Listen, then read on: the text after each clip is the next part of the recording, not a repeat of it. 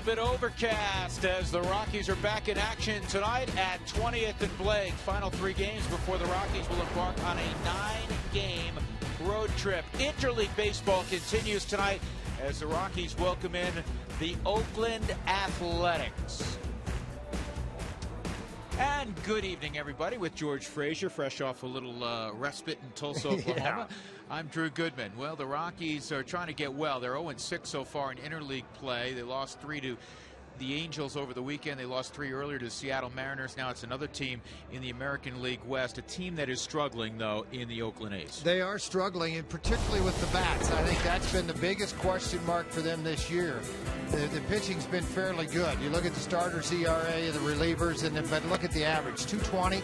They're only averaging barely 3.5 runs a game. I really don't understand how they're even won as many games as they've won so far. I mean, this team has not hit. And again, 26-35 record. Yet the 3 starters you're going to see in this series against the Rockies have won 16 ball games combined.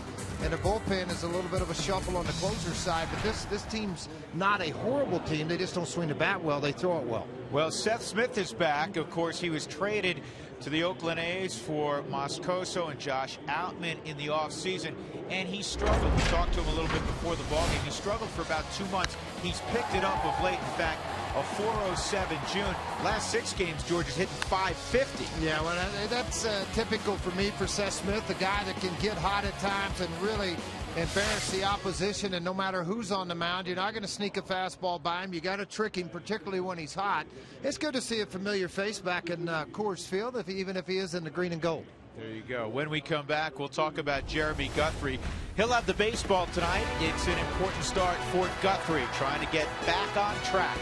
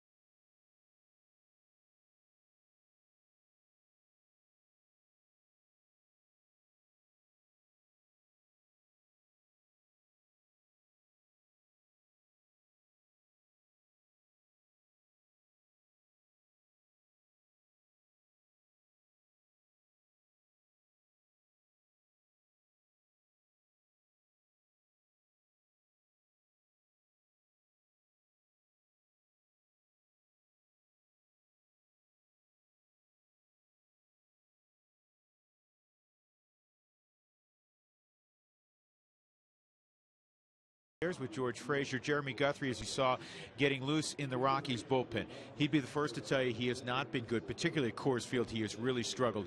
He needs to flip it around. Well, and I think the way to flip that around for him is going to be a couple of ways. I think one is really good command of the sinker, force it early in the ball game, get some ground ball outs. It's all four seam straight and it's in the middle of the plate. And the other side of this for me is his ability to trust his secondary stuff behind in counts. I mean, if you watch guys around the big leagues today that are successful, they either have impeccable fastball command or they have the ability to go out and be able to throw a curveball when it's a 2-0 count for a strike and get the ground ball, or throw the slider, get the ground ball, versus going out and trying to continue to be the macho man and throw the fastball by people. You're not going to throw it by people unless you're back into the bullpen guy throwing 100 and they're only out there for an inning. So I think that's the thing. Go pitch. That's what you've been noted for throughout your career, is the ability to pitch. Well, he's going to be opposed by a guy who really knows how to pitch, and he's done it for a long time. 39-year-old Bartolo Colon will go for the A's. Colorado and Oakland on a Tuesday night. Come on back to Coors Field with us.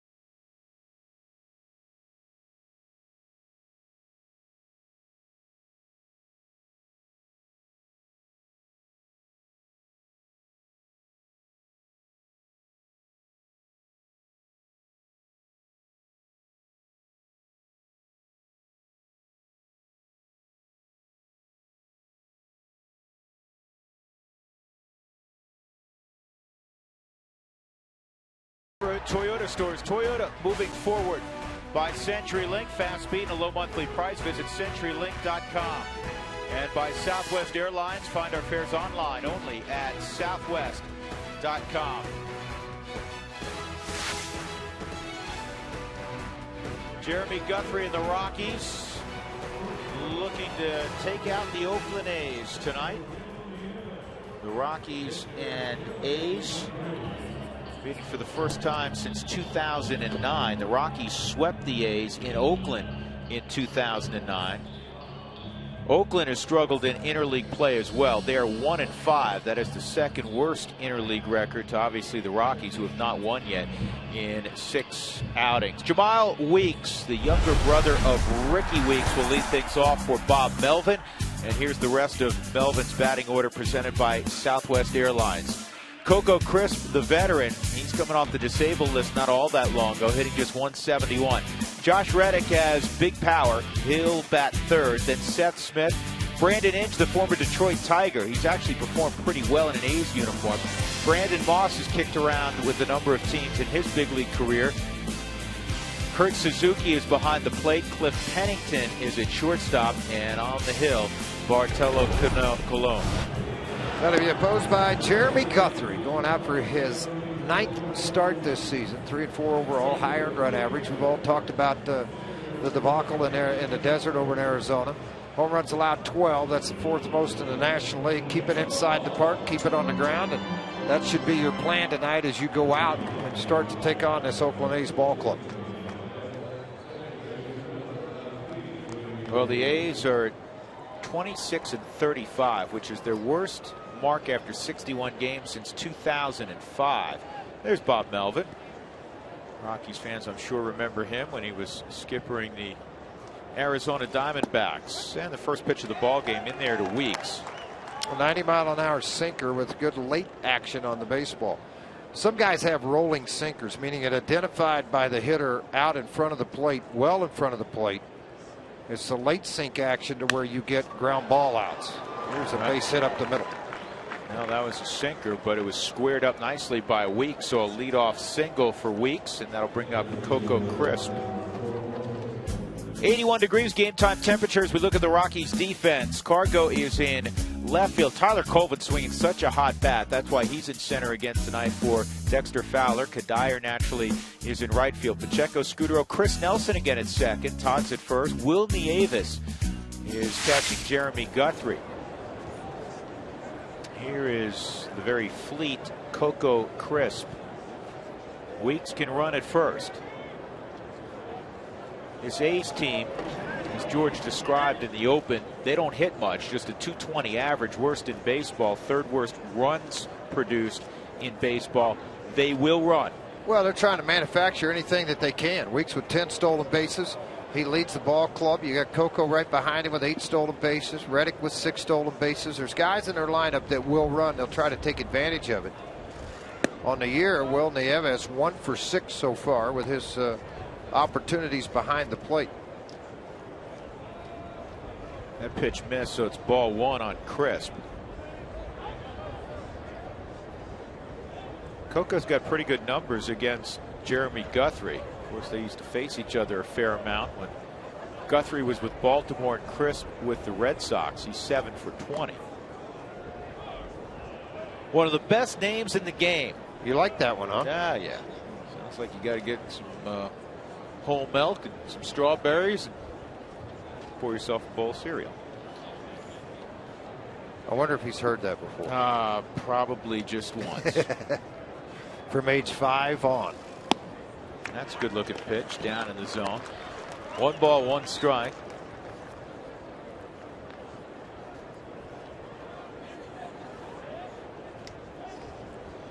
Crisp had an inner ear infection and missed a couple of weeks. He's only 9 for 62 since his return. Now, if he revealed bunt late, and it's 1-2. You know, Bob Melvin here playing small ball. And on one hand, you understand it if you're in Oakland, but Bob's managed a lot of games here at Coors Field, especially in the summer. And generally speaking, and especially the way things have played out of late, you're going to need to put up some runs to win a ball game here. Well, he's kind of vice versa of what the Rockies are. He's getting the pitching out of his starting rotation. They're just not scoring runs, with the Rockies scoring a ton of runs and not getting the quality starts they need. Weeks not going 1-2, and it's inside 2-2. Brian Knight's the home plate umpire tonight. Mike Winters is at first. Mark Wegner at second, and Wally Bell at third.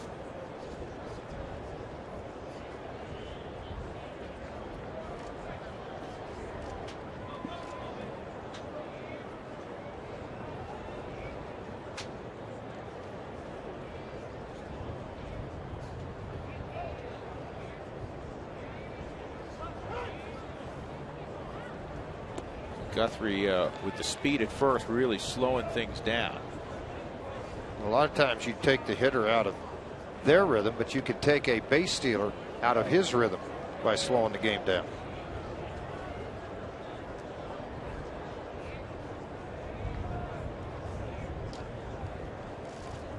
This is on the ground to second, not hit that hard. The Rockies will take the force out. So Crisp now at first.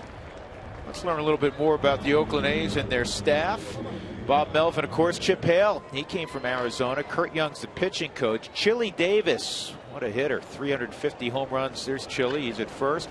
Our old friend Mike Gallego. Gags is at third. Rick Rodriguez is in the bullpen. There's Mike.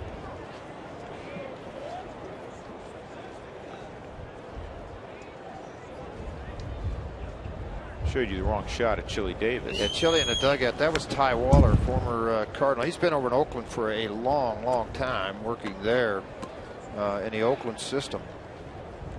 There's Chili. You look up some of the numbers of switch hitters. Chili Davis may surprise you because he doesn't have nearly as big a name naturally as a Mickey Mantle or an Eddie Murray. But then you look at his numbers and say, wow, man, he had a great career. Well, you got to remember, too, there was a lot of teams in baseball a few years ago that were looking at Chili Davis as a hitting coach. They really liked what his approach was, what he taught.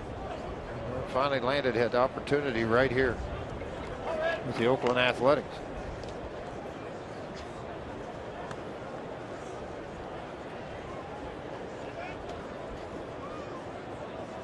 One and one on Josh Reddick. He hit 10 home runs in May.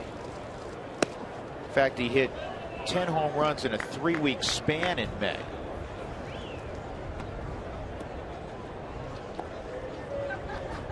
Overall, he's got 14 home runs and 30 driven in.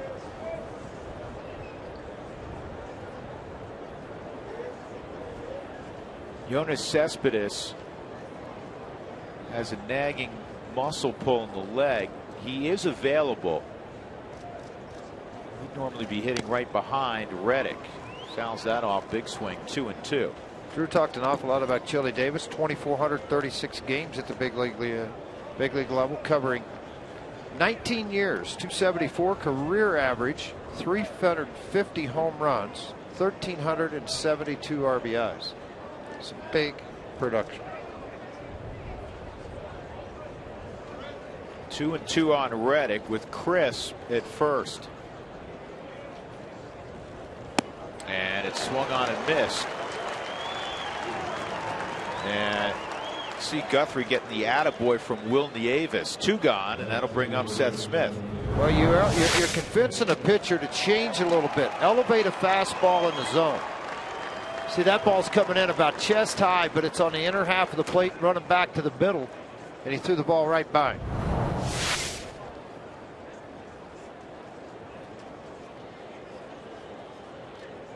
So Seth will step up with a 259 average. He's really brought it up after scuffling early. 12 for his last 30.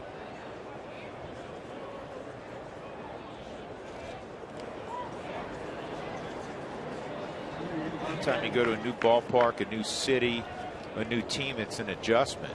Yeah, more it's the league. It's getting used to the pitching staff, what it is, regardless of what you do in spring training.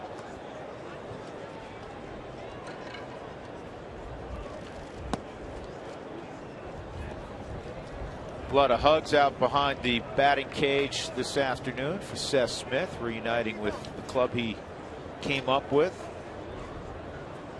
Think back to 2007 when everybody down the stretch learned the name of Seth Smith. He still is, over the last few years, George, the best pinch hitter in the game. After the 7th inning, there was ridiculous numbers that he would put up in pressure situation to win ball games. Mr. Late Night. Rockies put a shift on with Smith up. Got a pretty good scouting report on him. You would hope.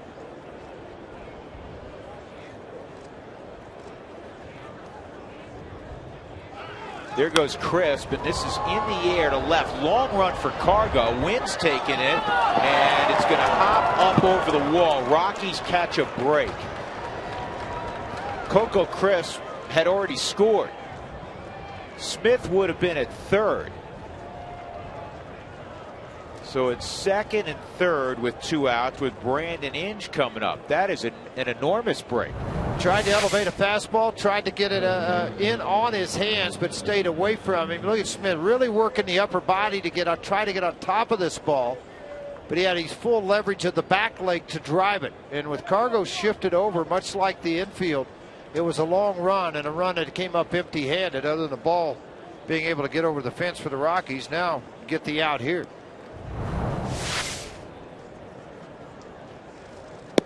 Brandon Inge takes a slider down low.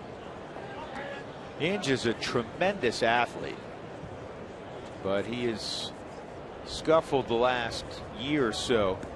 Last year hit below 200 with Detroit. Started out slow this year, 2 for 20, and Detroit let him go. And he'd been a fixture there. Yeah, part of that was because they had Cecil Fielder. They had Cabrera at third, 2 positions. And, you know, I mean, where's he going to go? What would I call him? Cecil? Prince is over at first. Yeah. So the big thing is you know, where was he going to play? And then Jim Leland did him a favor by letting him go.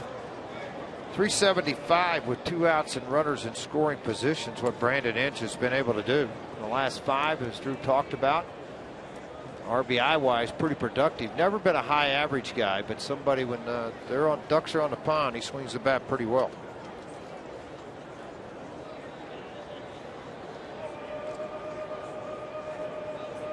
Two balls and a strike, runners at second and third, 2 outs in the first. And that's just off the plate, 3-1.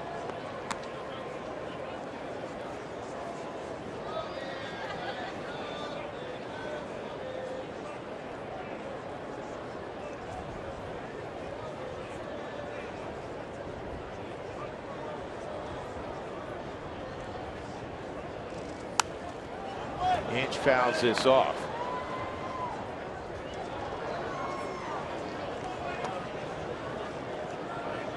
Inge turned 35 a few weeks ago, an all-star back in 2009.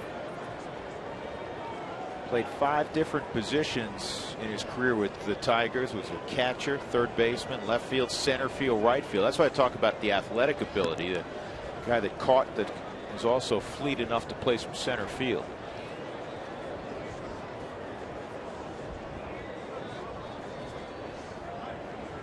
He calls time.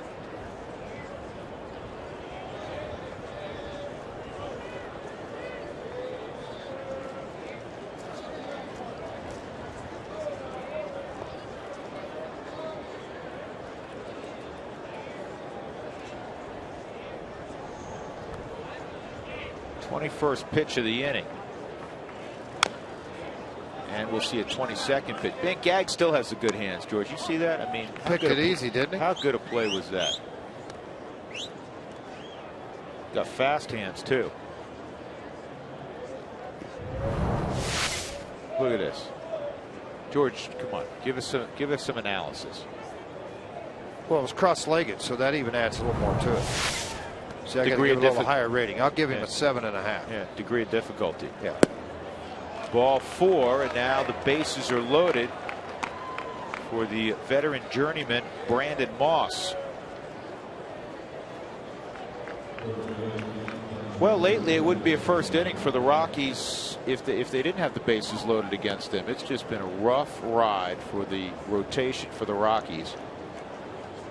After winning 6 of 7 on the homestand and then winning the first ball game in Arizona, rotation has really scuffled.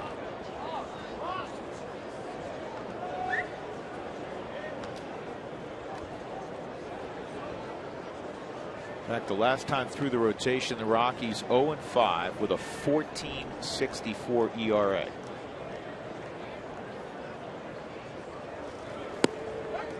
That's a strike. And amazingly, the opposition against the Rockies rotation, not their staff, the rotation the last time through hit .455. 455. 455. 46 hits in 19 2/3. 0-2 on Moss. See, that's pretty good breaking ball down and in too. Moss, a guy with big time power. He's hit a lot of home runs at the minor league level. Everybody keeps waiting for it to happen at the big league level. We really see it on the Mike Shaw Subaru Supermo too. How that ball came out of the hand, tight, hard rotation. Look at him swing out over the top of that ball. Missed it by 1.5 feet. 0-2. He tried to two-seam him. Guthrie walking off. He thought it was strike 3.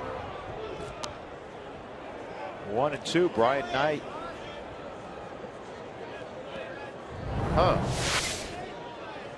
It's inside and it's off the plate, but well received by Will Nieves. That's probably the reason why.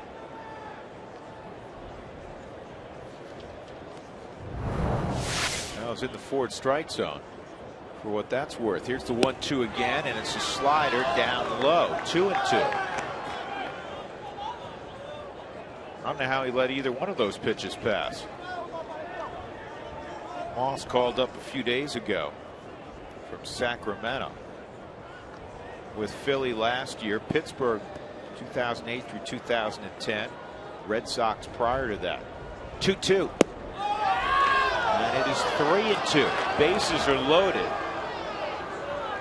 So everybody will be moving. A 3-2 count on Brandon Moss, who's a career 10 for 20 against the Rockies. This pitch was in. It was in. I mean, it's off the plate, but if you start that at the middle of the plate and let it go down and in, then you got a chance to get a swing out of it. Back foot right on the line. And this is in the air down the left field line and will tail out of play.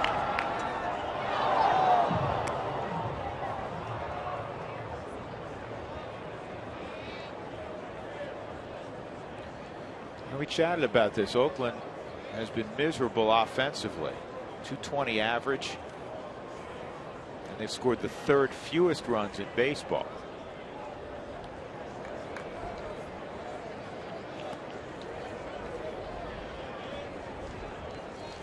Three-two, and Guthrie strikes him out. So no harm done despite 2 hits and a walk. The A's leave them loaded in the first.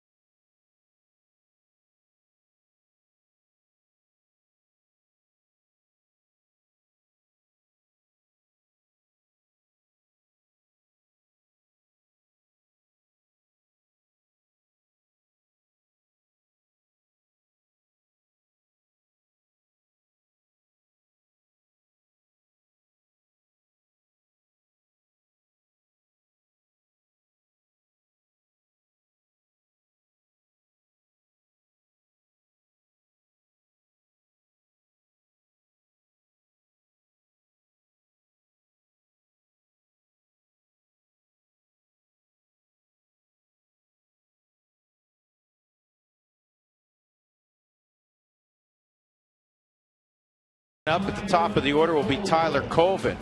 He's got the average to 300. He had a big series against the Angels. Here's the rest of the Southwest batting order for Jim Tracy. Marco Scudero will bat second. Cargo has come on big time over the last couple of days. Michael Kadire will bat cleanup. Helt, Pacheco 5-6. Nelson's in there at second base. Will Nieves will bat 8th in front of Guthrie. Tyler Colvin a cool 462 average in interleague play.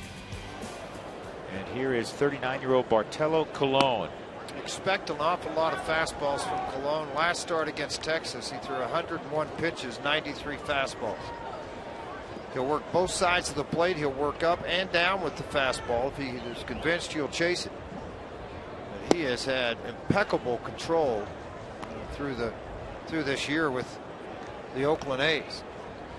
Walk 13 guys. 15th start for Colon tonight. Excuse me, 14th start. Still got a pretty good arm. Well, he went down to the Dominican where after he'd hurt his elbow and did a lot of work there on the elbow to revive it. And there's a lot of new techniques going on through the game of baseball. And Sean Hill, another pitcher went also, and they stem cell implants and do a lot of things to help that nerve reattach and grow and do some things. And Colon's evidence of this. It's all very legal for him, and it's evidence of what's gone on and what he's been able to do coming back and throwing the ball the way he is. If they continue to stumble, this is a guy somebody's going to grab at the trade deadline to have come pitch for him. 5 times he's been in a divisional playoff. Once with Cleveland in 1998. He's been an all-star 2 different times. I mean, this guy's a pitcher, folks. He knows what he's doing. He was the winning pitcher in the All-Star game at Coors Field in 1998. That's fouled off. Amazingly, he's only faced the Rockies 1 time. That was back in June of 2002. As a Cleveland Indians, 6 2/3, 7 hits, 3 runs given up. All of them were earned. 8 strikeouts, a couple of walks. Gave up a home run to Mr. Larry Walker. If you're listening, Mr. Walker down in Florida. There was a few guys that gave up home runs to Larry Walker. Just a couple. 3-2 again. This is well hit by Colvin, deep left field. Did he do it again? Yes, indeed. Stay hot, Tyler Colvin. 1-0 Colorado. He just keeps hitting them to all parts of the ballpark. That is number 7.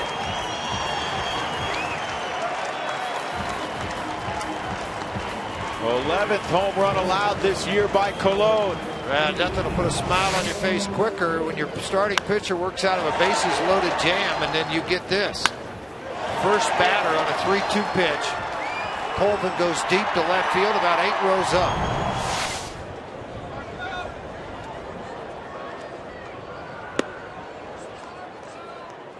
You know what's interesting? He's now allowed 11 home runs, all of them solo home runs. Here's the 1-0 to Scutaro. That's a veteran guy on the mound. I mean, that, you know, he may get beat, but when guys start to get on base, you start to see a lot of different things happen. I mean, he's been pretty special last 2 starts. 15 innings, just 2 runs given up on 13 hits. He beat the Texas Rangers his last time out. Shut him out. 5 hits. Down the right field line, fair ball for Scutaro. Reddick didn't play it well in the corner, and Scutaro's going to have a triple. Reddick thought it was going to hit that little jet out area down the first base line, so he waited at that area, and then the ball just straightened out on him. That's what got Scutaro all the way to third. He was waiting for it to ricochet back to him in the outfield.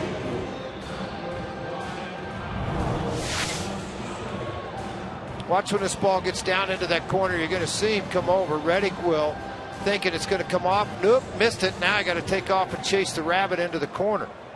That hesitation there allowed Scutaro to get to third base. Now the A's will employ the shift against the former A, Carlos Gonzalez. Right now they're just looking for an out.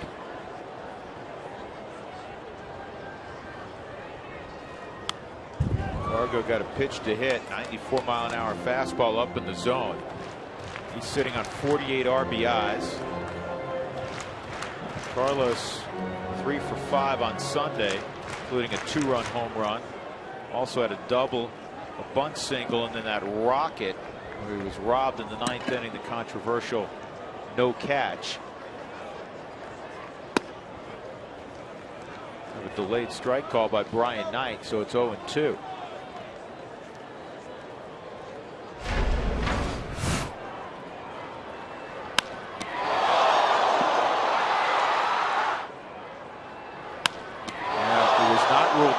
So it turned into a double play. Strike 3 on Gonzalez. So Cargo strikes out on 3 pitches. So unusual to see him not swing the bat. He thought that pitch was off the plate, and it may have been. Dyer will try to pick him up.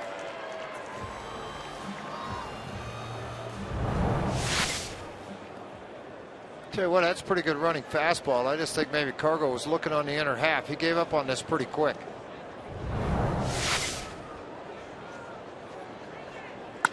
Dyer will pick him up. A line single to center. And it is 2-0 Colorado as Scutaro jogs home. That's the 39th RBI for Michael Kadire. And he was hitting 300 in his career against Cologne coming in. That'll go up. Fastball, middle half of the plate, elevated fastball, and I'll get ahead with strike one. Kadire had other thoughts. He got a ball right square in the middle of the plate. Helton's 1 for 3 against Cologne. That came back in that Cleveland series in 2002.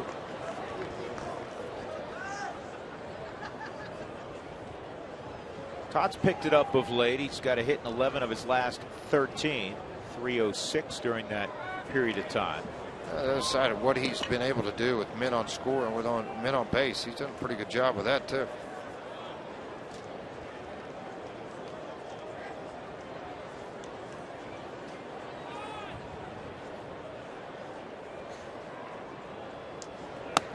Outside 2-0. Rockies with 57 first inning runs now. That's the most in baseball.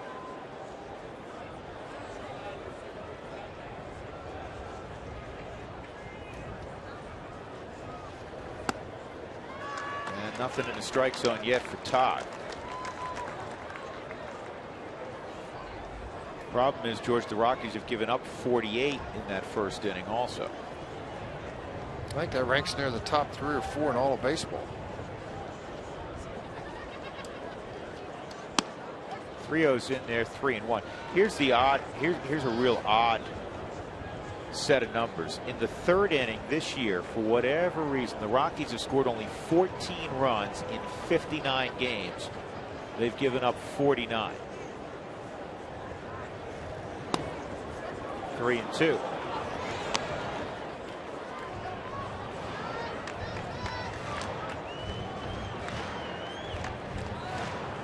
George Pacheco next. 1 out. See if Kadire's moving here, staying out of the double play. 3-2. Here goes Michael, and it's inside ball 4. So first and second for Jordan Pacheco. We haven't checked the A's defensively yet. We'll do so right now. Coco Crisp flanked by Seth Smith. He's over in left field. Josh Reddick is in right. Brandon Inge at third. Cliff Pennington, Jamal Weeks up the middle. Brandon Moss at first. And Kurt Suzuki is behind the plate.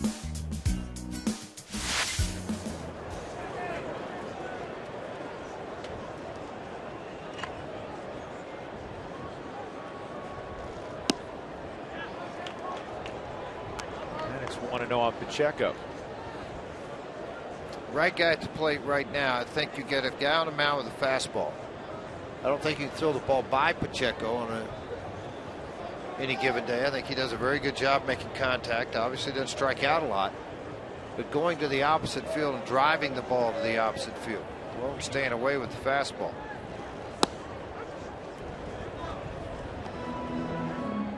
That's almost exclusively what he's thrown here in the first inning. Mentioned in the open that he'd thrown 100 pitches, 93 for fastballs against Texas for 8 innings. Only got 5 hits and a walk. Pretty special. 1-1 with 2 on for Jordan Pacheco. And if you look throughout baseball, strike him out, man. Throwing strikes more than anybody else in the game. You look, Cologne at 70% strikes. Lee very successful. Dickey's having just an off the chart year at 9-1 right now with the Mets, and a knuckleball to boot at 69.2% of the time for strikes. You would never think of a knuckleballer on that kind of list. This is pop up to left field. Smith coming on, and he'll make the catch. And Smith thinks there's. First I thought Seth thought there was 3 outs. He kept jogging in. Now he turns around. Who wants tacos? Remember, if the Rockies score 7 or more runs during any ball game, go to participating Colorado Taco Bell locations the next day between 4 and 6 and get your Rockies tacos special. So Chris Nelson will step up.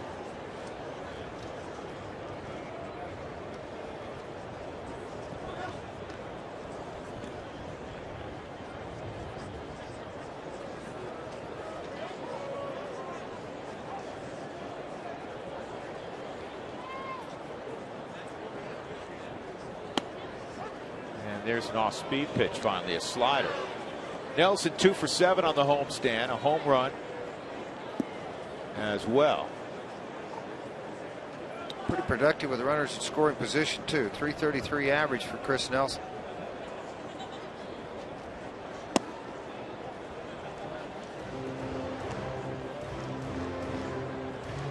Rockies on Sunday lost 10-8 to the Angels. In that 3-game set against LA, they allowed 28 runs on 42 hits.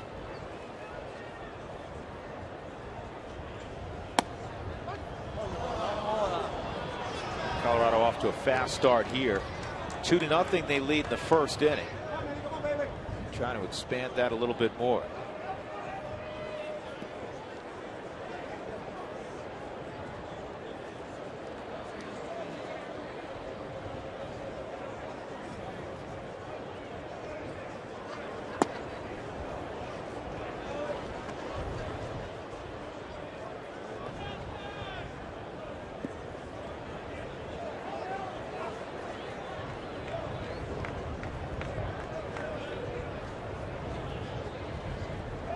Cologne 17-12 all-time in interleague play with a sub-4 ERA.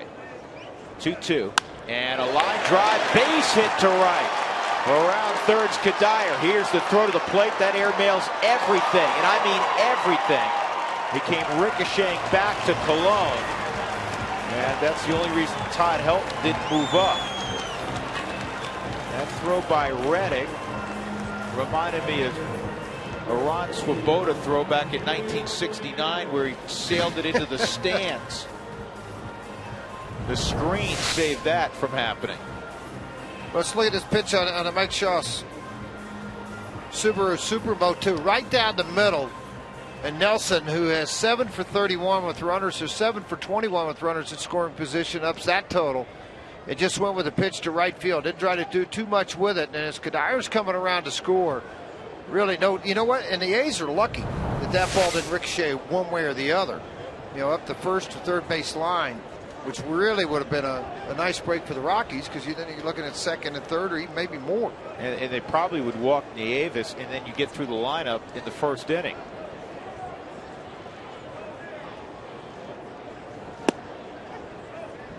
Now, not even close from Reddick in right field. I mean, he's going to airmail this thing out to try to have a play, and missed by a lot.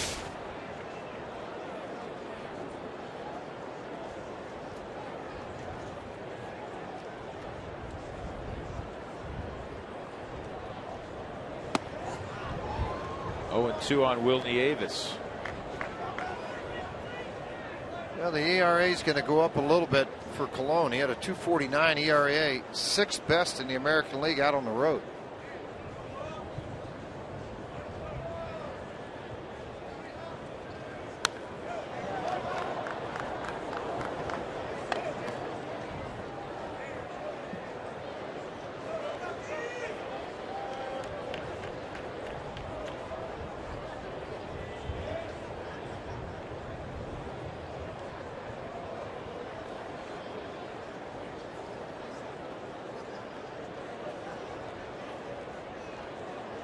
Nieves, a career 222 hitter.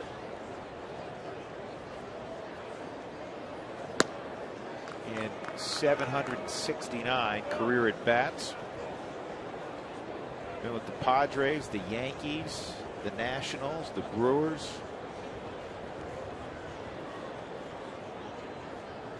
Eighth straight year that he's got time in the big leagues. 47th round pick originally.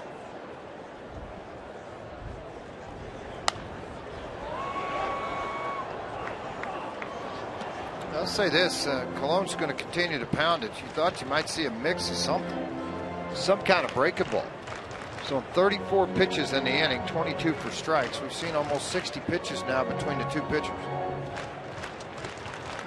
Kurt Young, former pitcher, now a pitching coach, former A.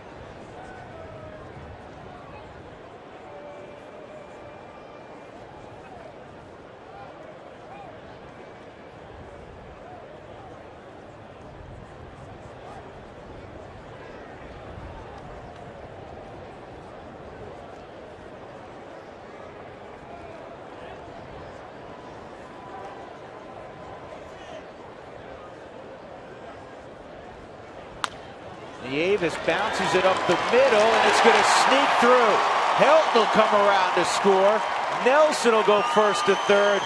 4-0 Rockies on the seeing eye hit by Will Nieves. His second Colorado RBI. One of those nights you're seeing a lot of fastballs. You're hitting the ball where they're not standing, and here's one right over the top of the mound. And it's hit hard enough to get by the shortstop Pennington, but not hard enough to have a play at the plate on Todd Helton.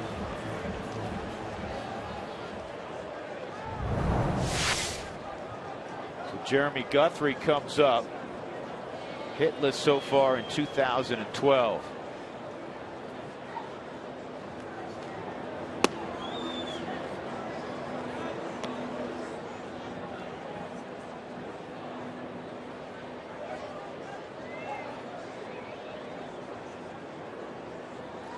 Could end up being close to a 40-pitch inning, George, for Colon. Hardest ball he's thrown all day was the 94-mile-an-hour fastball he threw to Guthrie.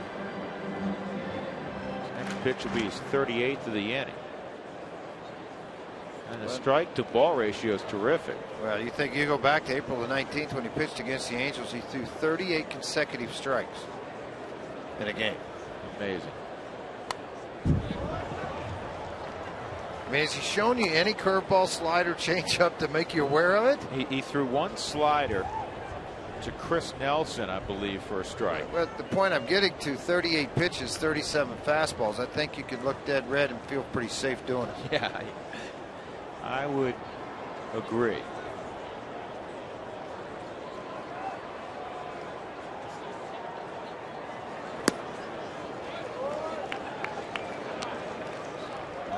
Fastball at 95.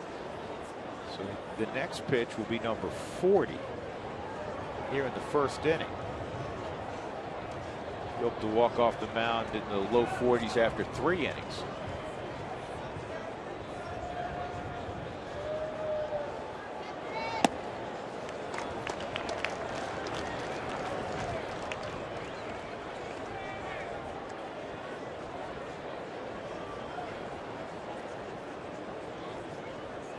Colon 8-10 last year with the Yankees. Made 26 starts. And he finally gets out of the inning. The Rockies bat around in the first, and they score 4 times. Tyler Colvin got it going with his 4th home run his last 3 games. Scudero a triple, Dyer threw out a hit, Nelson a hit, Nieves a run-scoring hit.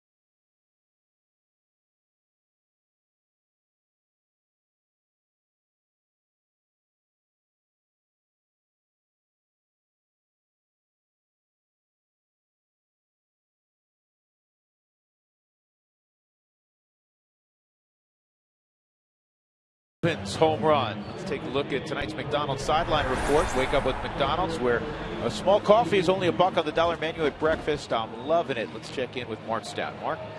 Drew, Jeremy Guthrie needed 29 pitches in the top of the first to get out of a bases-loaded situation. He did that. He threw some extra pitches between his last start and tonight. Friday, he faced live hitters, and I asked Jim Tracy why that was in effect. The fact of the importance of him needing his two-seamer and the effectiveness of it in order to be successful, to be able to throw to hitters, continue to throw the two-seamer, see what it's doing, in relation to whatever adjustments it is that he's made, knowing that he has to have the pitch. He's got to have that pitch in his arsenal in order to be effective. Let him see what it's doing with a hitter up there at home plate swinging the bat versus just sitting out there in a bullpen throwing pitches where a guy's catching. So, guys, not an actual game, but a simulated situation that should help him. Let's see if he can kind of have a shutdown inning here with the bottom of the order up for the A's. Drew? All right, Mark, thanks very much. Yeah, I mean, left the bases loaded in the first inning. It was not the quick, efficient inning you were looking for. Kurt Suzuki, who's a good player who's been struggling this year, George, at just 219. Very good offensive player. I know that when the Rockies have played him in the past, he played a vital role in their wins. This year it hadn't been the case. 219, 16 RBIs. But the numbers against the Rockies, very good. You know, going back to and expanding a little bit on what Mark talked about throwing to hitters live, you know, a lot of guys used to throw and make a start, you know, going back into the 50s, but they'd make a start, throw out of the bullpen 2 days later, and then make a start again.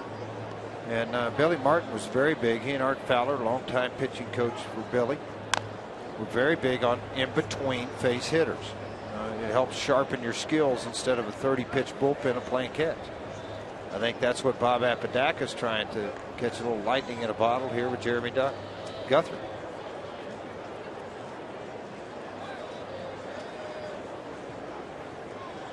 Kurt Suzuki, a product of Cal State Fullerton.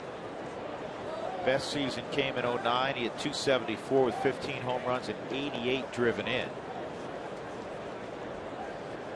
You wonder, sitting behind home plate all this time, as it was to take it out of his legs. And then pitch away 2-2. Suzuki slipped to 237 last year with 14 home runs.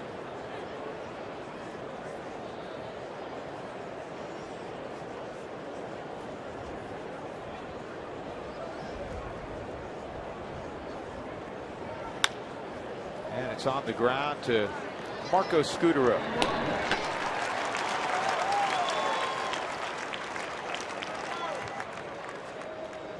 I'll bring up Cliff Pennington, the A's shortstop. A lot of people see his offense, not a great offensive player, but a guy that can play multiple positions in the infield, so he has a lot of value in baseball. Talking to a scout prior to the game, I said, give me one guy on that Oakland club you'd like to have on your team that would make your team better. And he said this guy Pennington would be my guy. 93-mile-an-hour fastball right at the knees. You know, the wind blowing down a little bit, George, from the whipping around north, a little bit, and you can smell the smoke from the fire northwest of Fort Collins.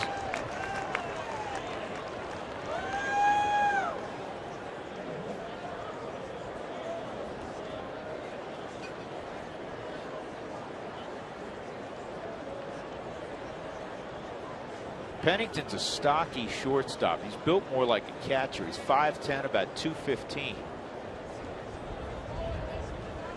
Out of Texas A&M. Ground ball to Helton. God will take it himself. 2 guys. See, and you like the action right now. Guthrie just handed a 4-run lead. You got to sit in the dugout. Tell yourself as a pitcher, okay, look, they're doing this for me time after time after time. I've got to put a brakes on sometime. I've got to go make a pitch.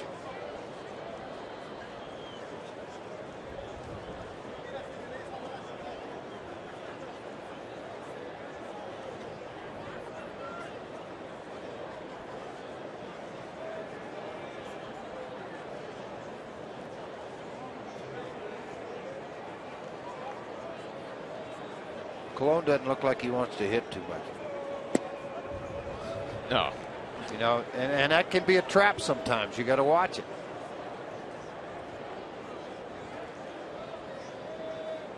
Watch his front foot right here. Here comes the ball. Oh, I don't want anything to do with it. Oh. Yeah, man. What are you doing swinging? Just told me you weren't going to swing. Wait a minute. Tell me I'm not swinging. He's bailed out. The only thing left in the vicinity of anything is the end of the bat, and it happens to catch the ball.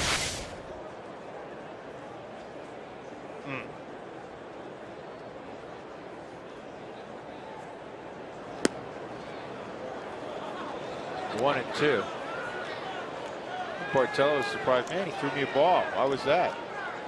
He's bailing out so far. You don't want to throw it in that inner half.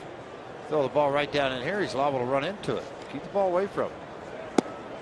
Oh, swing the bat. How about there's nobody on base? How about save 2 bullets, throw the heater over the middle of the plate?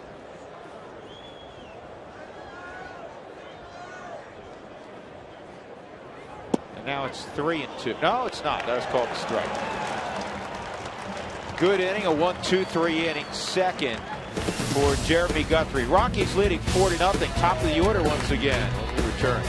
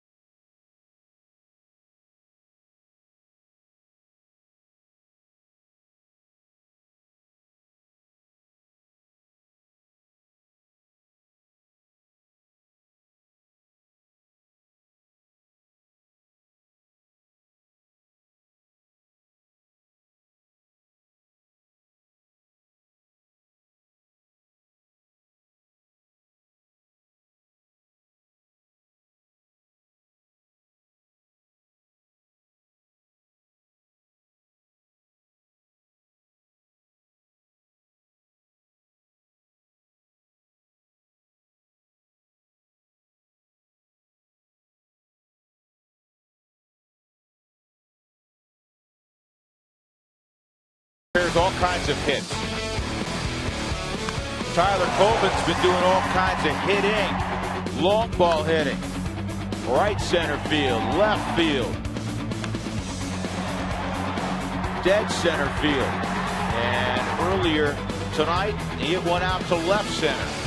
That's brought to you by Mako. Check out your local Mako for collision repairs and auto painting for as low as $349. Visit Mako.com today.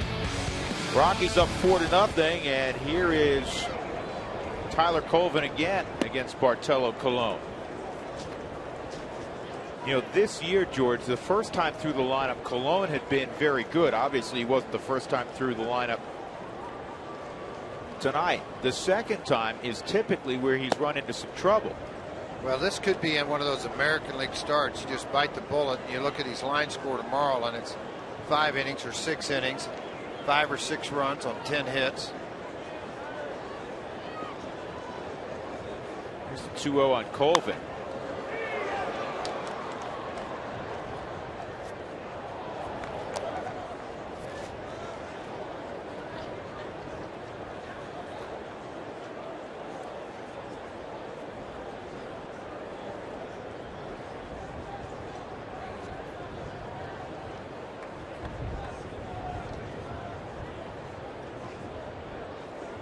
Here's a 2-1. Oh, that's shattered, and it's a slow roller that is going to wander foul. That looked like a helicopter where they lost everything. Man, oh man.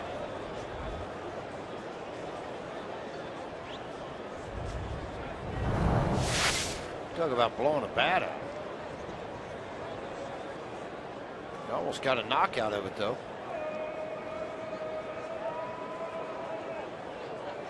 Inside, caught it right off the end of the bat. Boy, you see how hard he worked to get his hands inside that baseball?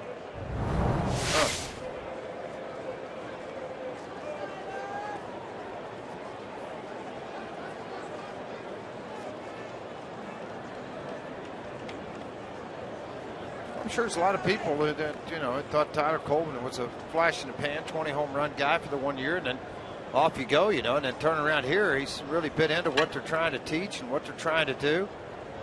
Got out of the pressure of Chicago and those day games and Wrigley Field fans, trying to equal what he had done in years past, and all of a sudden, surprise, here you go.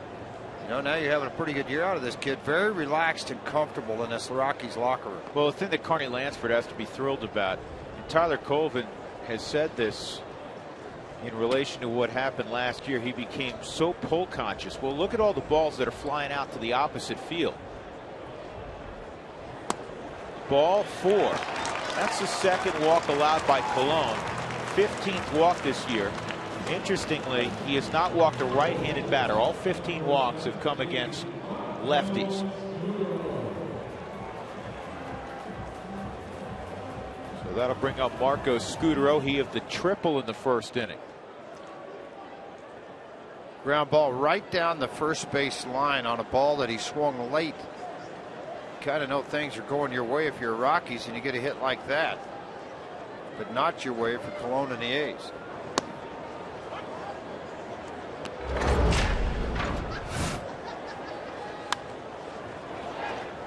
Marco right down the first base line.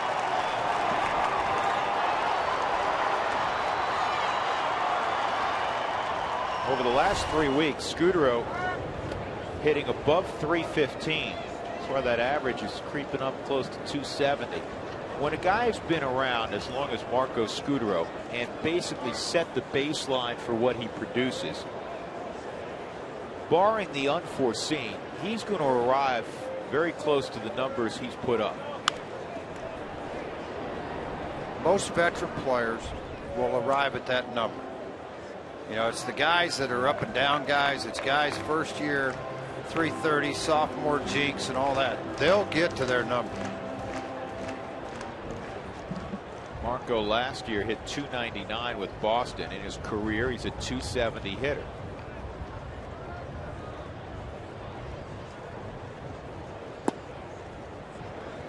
And the good thing about Scutaro, he's getting better with age. He's 36 now. 299 last year with Boston, 275 the year before, 09 with Toronto, 282. So his most productive offensive years been in the mid-30s. 2-2. The more pitches and less amount of rest that he's had sitting in a dugout, you're starting to see Cologne. The fastball last was 89. Saw some 94, 95s to finish the inning a minute ago. 51 pitches, and you don't have anybody out in the second. It takes a toll on you.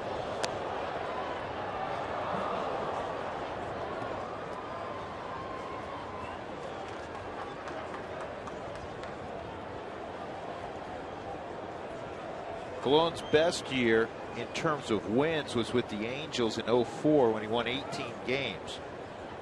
Strange thing about that is he had one of the highest ERAs of his career, a 5.01.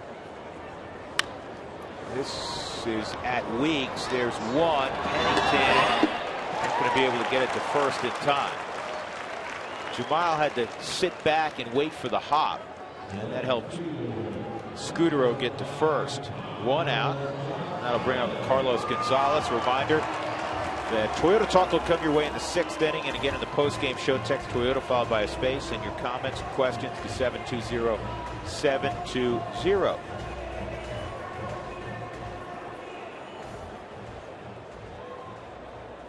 Chance to win a $500 gas card as well. Cargo got caught looking his first time up.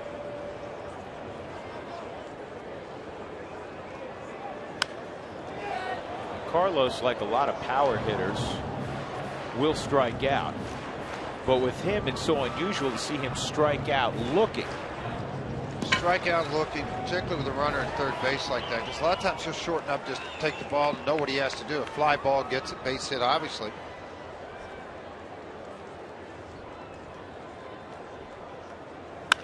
And that's a base hit toward right center field.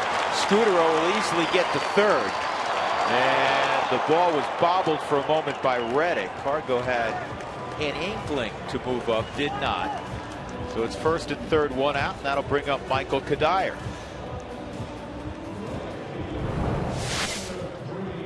Just want to see what his fastball was. They wanted that ball away from him. That was the strikeout on the previous at bat for Cargo. Was a fastball away that was running. This ball caught the middle, allowed Scudero to get to third base easily. Kadire saw one pitch his first time up and stroked it into center field for an RBI single, his 39th RBI of the year. He takes that pitch for a strike.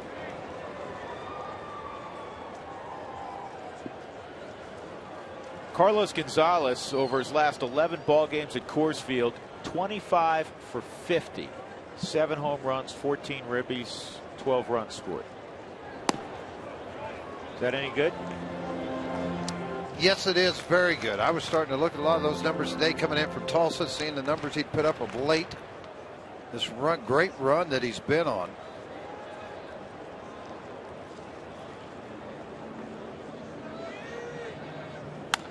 And on the ground, Weeks, Cargo trying to get into Pennington, and he couldn't get there in time. So it's a 4-6-3 turn, and that will get Colon out of the inning.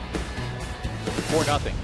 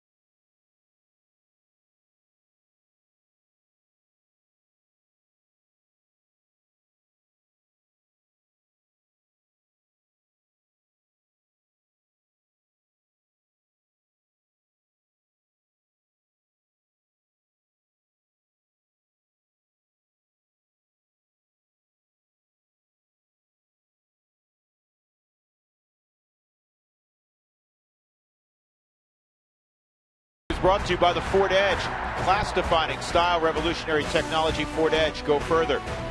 By AT&T, the nation's largest 4G network. AT&T, rethink possible. By Wells Fargo. Wells Fargo customers get your 2-for-1 Rockies tickets today by going to wellsfargo.com/Rockies. Wells Fargo Bank, member FDIC. And by King Soopers, more value for the way you live.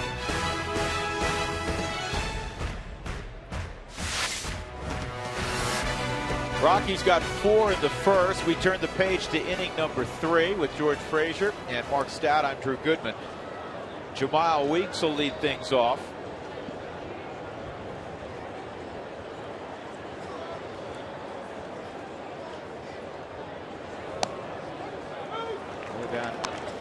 See, I think Florida growing up, you wanted one of the Weeks on your team in the neighborhood, didn't you? Ricky yes, you Jamal. did. And Weeks has struggled a little bit with the bat here in 2012 in comparison to what happened a year ago, but he's still showing the speed. 223. He entered the game, and after that earlier base hit, it jumped to 227.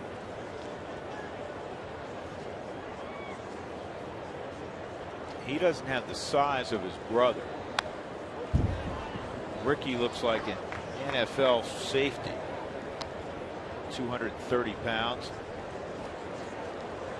So Jamal's 5'9" and not close to 230.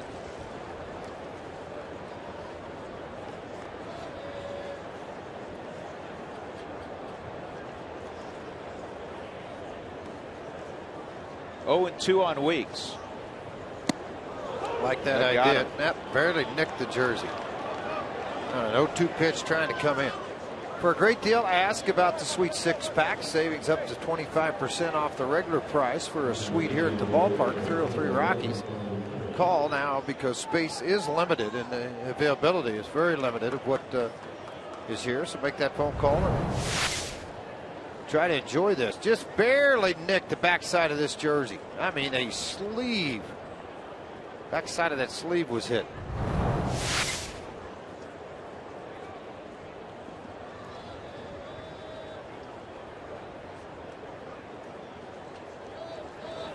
Coco Crisp lays down the bunt and only one play, and that's to first.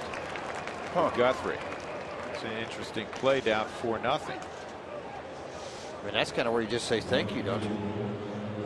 Take outs. Yeah, I mean, you're winning 4-0. You try a bunt like that. And he's getting high fives, so maybe strange for me.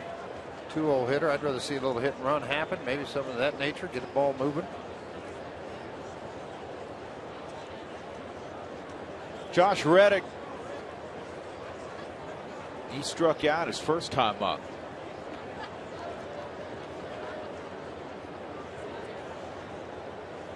Reddick with Boston last year.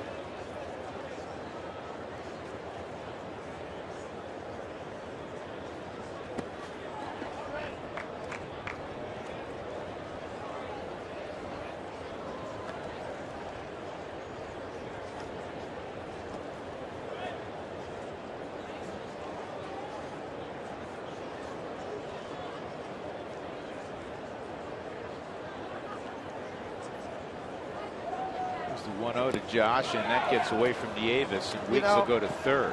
I saw this at a ball game on Sunday with Dusty Baker and the Reds on a ball down and away from you. Try to backhand it, try to pickpocket it a little bit. Difficult ball to block. There's no question about it because it's a fastball that's so far out in front of the plate.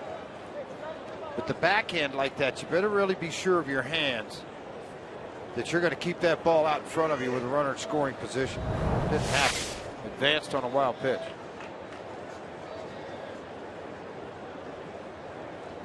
Two 2-0 on Reddick. Yeah, forget about the runner. This is the hitter. This is the hot guy. Make a play, Goody. Never mind, a little short.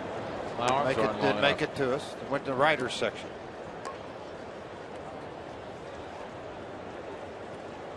Reddick 6 for 15 in his matchups with Jeremy Guthrie.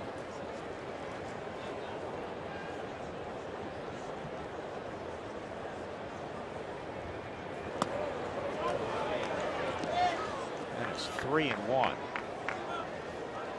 It's another kid from the state of Georgia. Not Jeremy. Imagine that. Jeremy's from Oregon. Actually,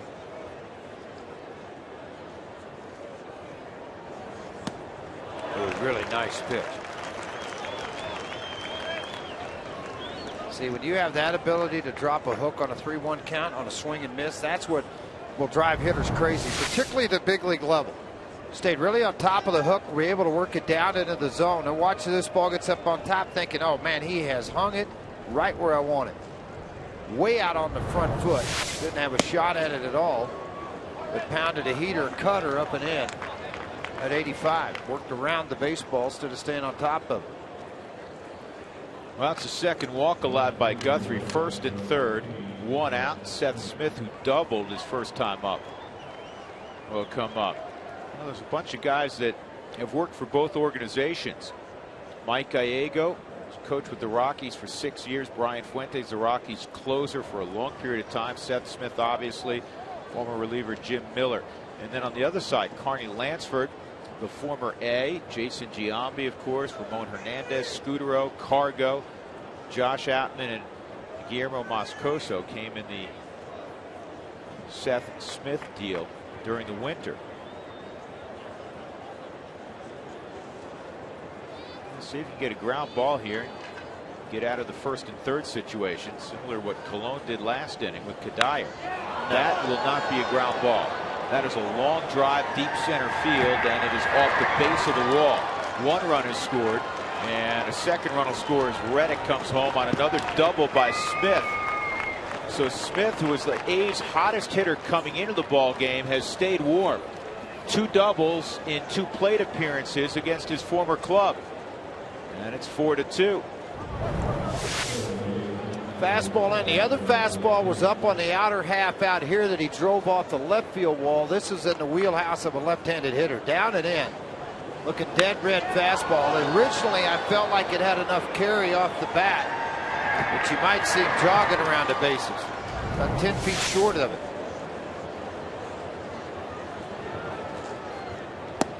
Strike on Brandon Inge.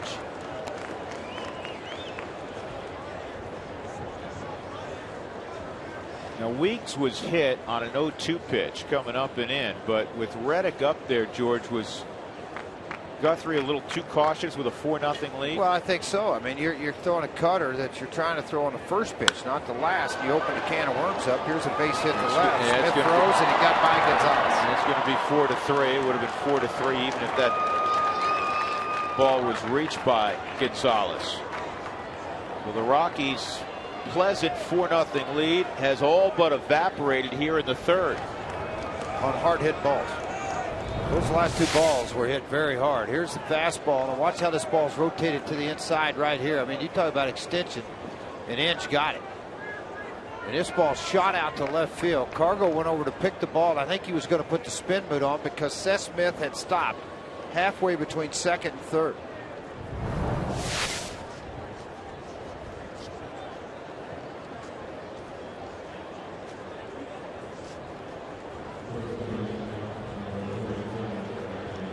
Back-to-back doubles. The only out, the sac bunt by Coco Crisp. This is Brandon Moss.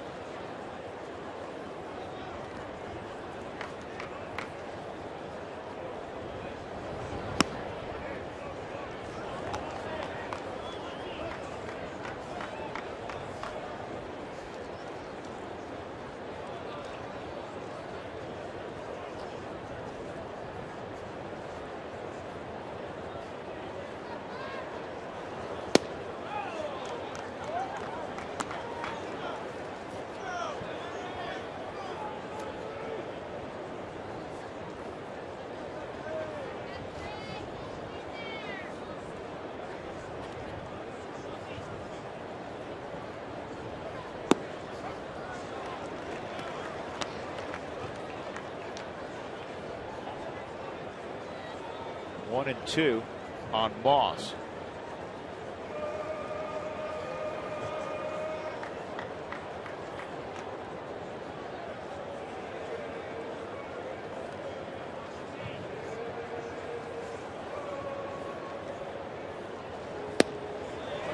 Did he go? No swing. They check it out at third with Wally Bell. I didn't think he did either. I thought he went out. The hands went out, but the bat stayed back. You know, the tilt and everything. He tried to make an attack on the ball and it backed away from him. See, watch his hands. See, the bat never came forward. Stayed resting against that back shoulder.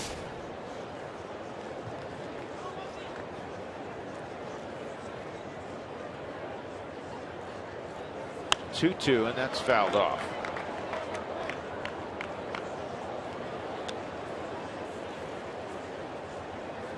Fewest runs scored in the American League. The A's own that distinction. 10 runs fewer than the Royals.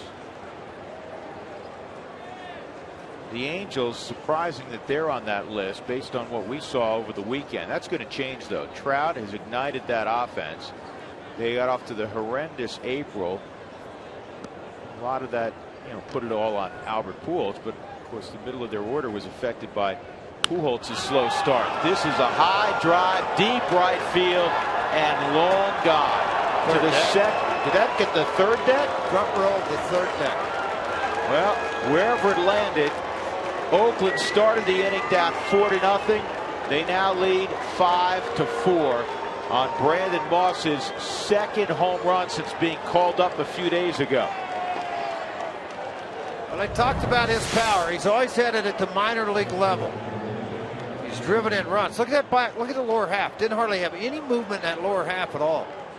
But oh my, did he have a stride at the very end, and then that setback on that back leg drive the baseball. It's going to hit right up there on the top of the third deck. Wow.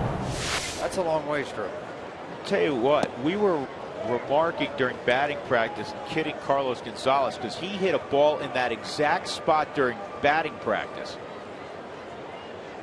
This was in the game.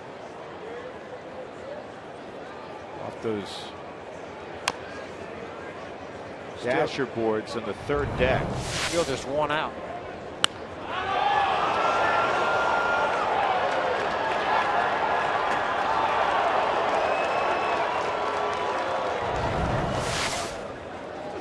Well, the struggles continue for Jeremy Guthrie. You were hoping that this would provide the tonic for the A's, with the A's being in town, and that the A's, as we've documented, have not scored many runs this year. And the A's probably felt like, man, maybe Coors Field in this Rocky starting rotation will be the tonic for our offense. 225 as a team, 3.4 runs a game.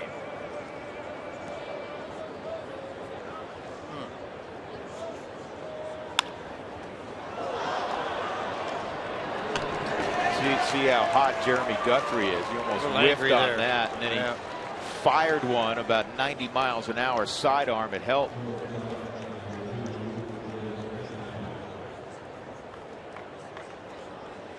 Suzuki gone. Cliff Pennington will come up. 8th man to hit here in the 3rd inning. Remember earlier we told you that this has been the real disaster inning for the Rockies in terms of the opposition scoring and the Rockies not scoring. And this ball's belted deep right center by Pennington, and this one's gone. Just the second home run all year for Cliff Pennington, and it's 6-4 Oakland.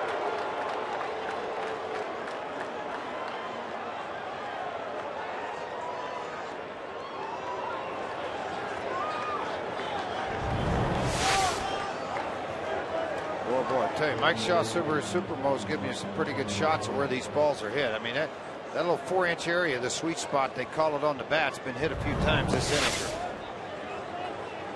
And he misses on his first delivery to Bartolo Colon. See, when you start to see shots like this off of the bat, you got to ask yourself, because Guthrie, trust me, now this guy threw the ball pretty well a year ago, and in previous years prior to that. Is it mental? Is it attitude?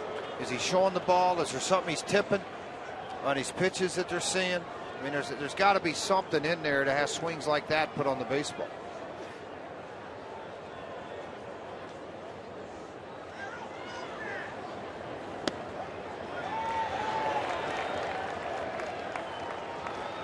And there's zero a manager can do. You're talking about the 3rd inning. It's a lonely feeling, man. It's 3-1. On Colon. That home run by Moss who went to the 3rd deck. The first time this year somebody's gone 3rd deck. We've seen Cargo do it a year ago. It's only the 32nd time since this beautiful facility was opened in 1995 that a home run has traveled to the 3rd deck. See, I thought this guy right here. Oh, we're going to strike out. Maybe we'll end the inning here. The A's hit around. They score 6 runs. It's now 6-4 Oakland.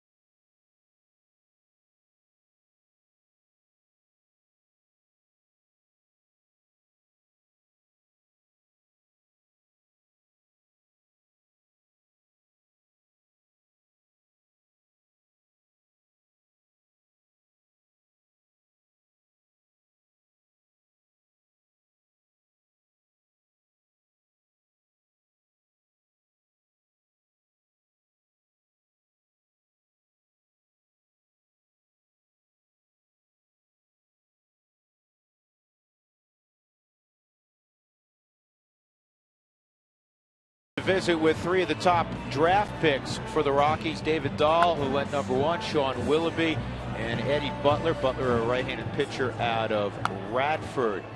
Willoughby, a short man out of Xavier, converted to the bullpen not all that long ago. And in a moment, you'll get to meet David Dahl because David's joined us up here in the booth. It is now 6-4 Oakland. Cologne went from down 4-0 to having a 2-run lead. Helton will lead it off in the 3rd. Pacheco and Nelson will follow. And the first pitch misses, ball 1.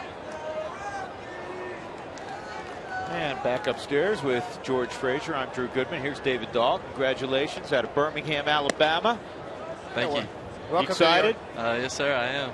You can't wait to get to Grand Junction, can you? No, sir, I'm ready. I'm excited to get there. I leave tomorrow morning. I will tell you this, and George can tell you the same thing about Grand Junction. It is a wonderful baseball town. They've hosted the Junior College World Series. You probably are aware of that for a number of years. Sir. They absolutely love baseball, and it's a pretty drive. 4 hours. It's pretty nice. Little altitude. You're going to play in some parks, you're going to lick your chops. Let me tell you what, so please, I've seen you swing the bat. This ball's well hit by Todd to left. And wandering back is Seth Smith to make the catch. I watched your BP when you were in town before the draft. I know you hit, I think, 9 balls out. You had a pretty left-handed stroke. That'll play well at Simplesio Field. Yes, sir. I'm looking forward to it. Were you surprised whenever there's a draft process? Obviously,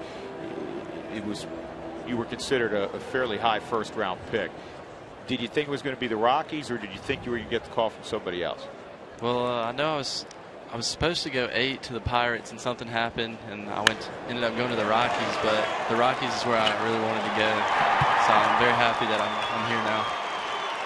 Jordan Pacheco with a double. Yeah, this is a nice place to swing the bat. Yes, sir. There's a lot of room out there. Hey, one of the intriguing things about your scouting report is you do everything well. I mean, you hit for average, you hit for power. I understand you ran a 6.4 60, folks. For those that don't know, that's the measuring stick in baseball. 6.4 is about a 75 runner. Did you play any football in Alabama? I played growing up, and I gave it up my 9th grade year just to focus on baseball. Okay. Like a lot of guys in Alabama, baseball is becoming a popular sport. Success, of course, at Alabama. Auburn's had great programs there. We have a player that was a 3rd-round draft pick, Josh Sullivan. It's a reliever at Tulsa right now. It came out of Auburn. You were in grade school, but he came out in 03. That was a while back. Chris Nelson at the plate with the Rockies down a pair of runs, 1 out. Nelson an RBI single to right center his last time up. How much did you know about the Rockies and the organization prior to getting selected?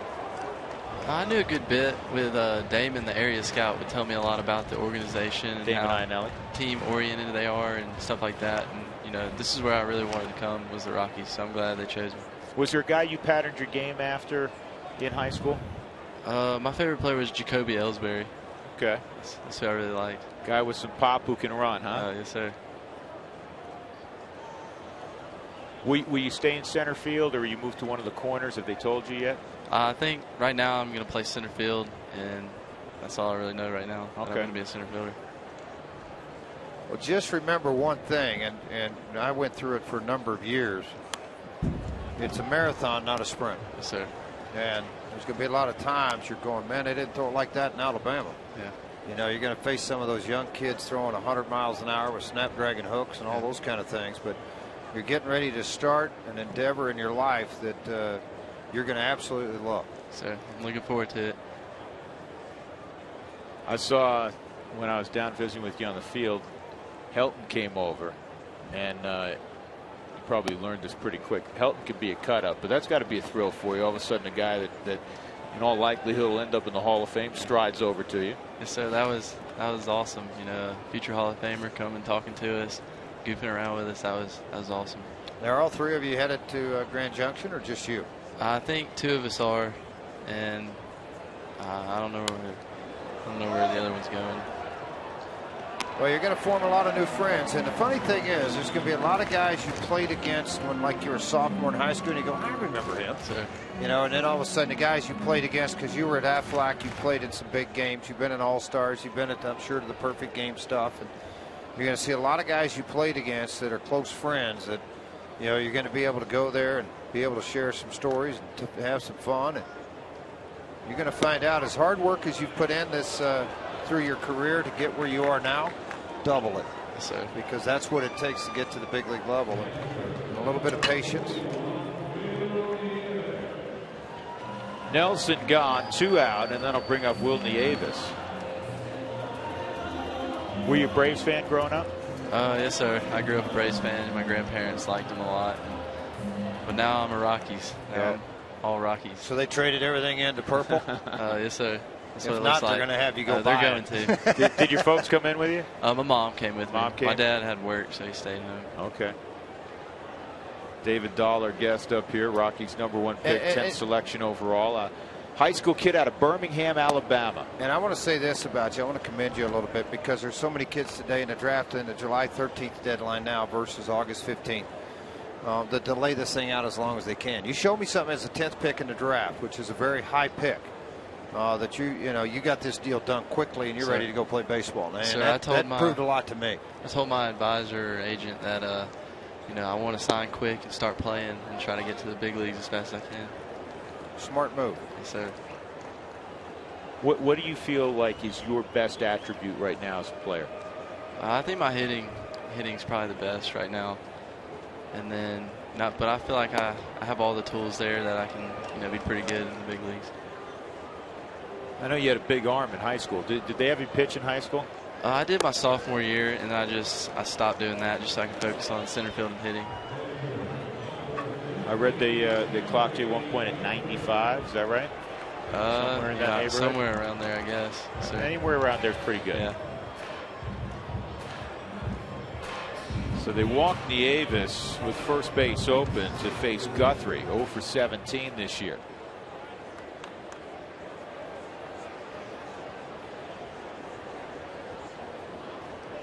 Anybody else from you were at Oak Hill, right? Oak Mountain. Oak Mountain. I'm sorry, thinking of that school in Virginia, Oak Mountain. Anybody else in the Birmingham area get drafted? We had a couple guys that were supposed to go, second round and stuff, but I think they turned it down and they ended up wanting to go to college. Is that right? But good deal. There were some good players in our area.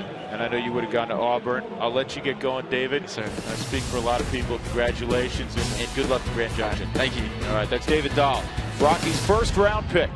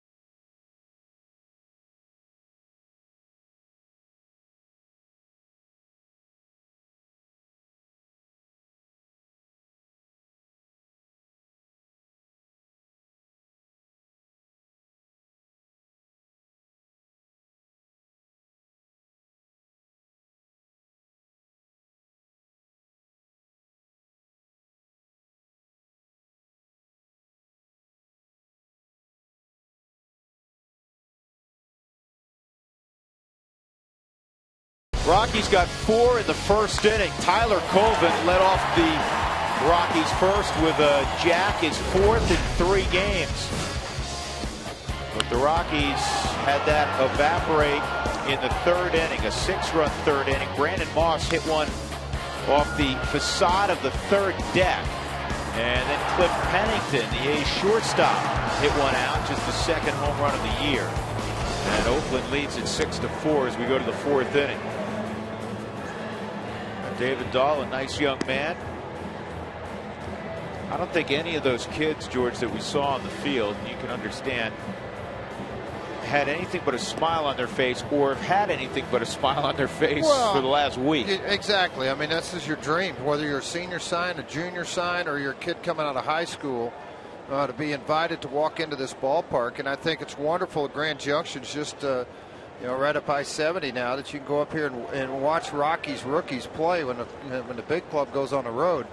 And I encourage all the fans at home to jump in the car and go up there a weekend. Go watch some of these kids. I mean, that is probably one of the advantages that I have over Drew and Jack and Jerry and Huey.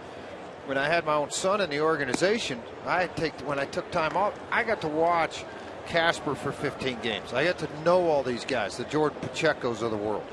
And then in Modesto, seeing 20 games last year, 35 games in Tulsa, and then pretty much the same this year.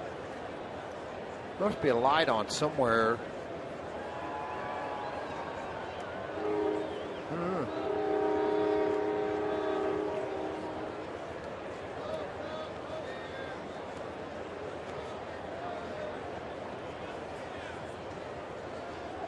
Well, Dahl's the highest high school selection out of the state of Alabama in 41 years. And look out, Ty Waller.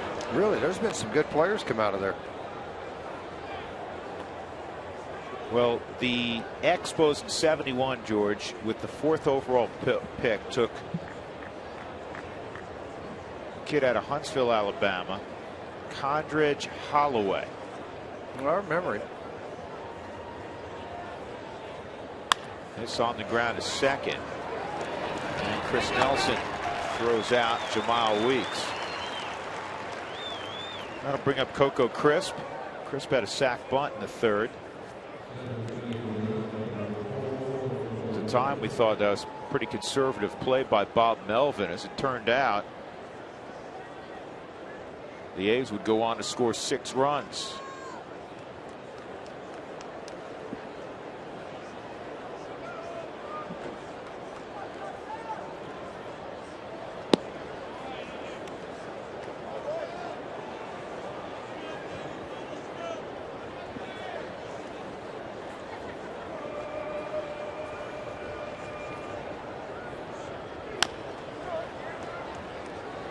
Tulsa Drillers had fallen to 1 game behind the Northwest Nationals in the Texas League. There's only 9 games left, 8 going into tonight after tonight's deal. The Drillers won on Sunday, Monday, and they're winning tonight 9-2. Nolan Arenado with a home run and a double and a couple of RBIs. Josh Rutledge with 3 hits. He's 3 for 4 with 2 RBIs. Ball club has relied on its pitching all year long. Now all of a sudden starting to score some runs, which is a great thing. They go down to play Arkansas, which is the Angels affiliate, and come back in and play Springfield, the Cardinal affiliate, to tidy things up for the year.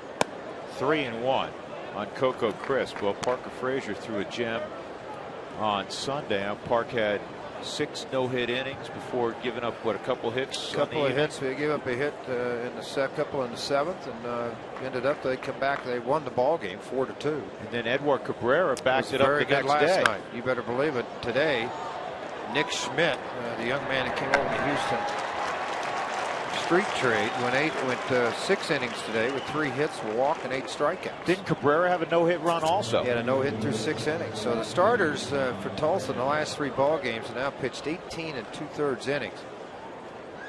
19 2/3 innings. They've given up 6 hits. I mentioned the other night, Tyler Matzik in his last start was very good, dominant again. 2 outs, Josh Reddick, a strikeout and a walk. Mark Tracy, the son of Jim Tracy, yesterday, 2 3-run shots and 6 RBIs for Modesto, and they won that ball game 20-3. That's a good outing offensively. Mark's a big, strong kid. And he's a young man that, quite honestly, that had not played. He went to Duquesne, University of Pittsburgh, and played football. And didn't play a lot of baseball. Probably didn't have 400 at bats at the collegiate level. So the game's still new and fresh to him. But obviously, it's getting a lot fresher because he's putting some pretty good swings on the baseball.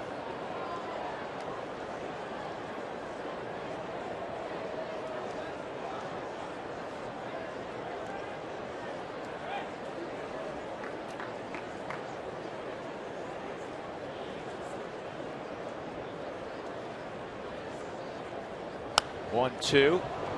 And this is in the air to Kadire and right.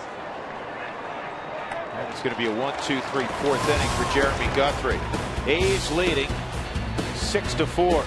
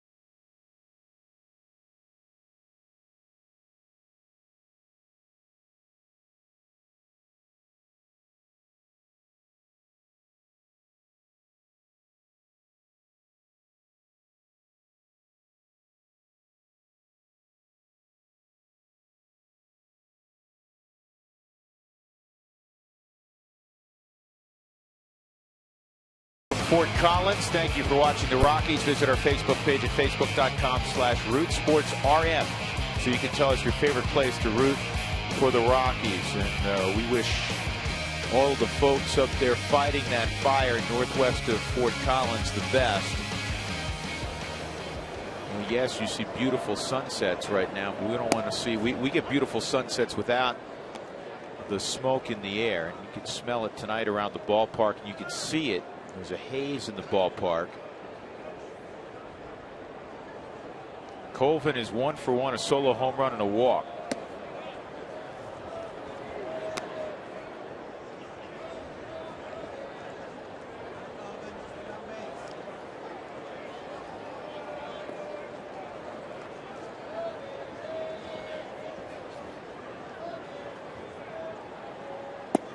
That's down and in.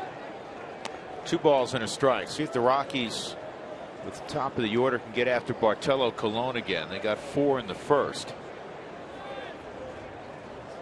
Actually threatened in every inning of this game. Colvin led off the second with a walk. Scudero forced him at second, but then Cargo singled first and third. Kadire, though, bounced into a 4-6-3.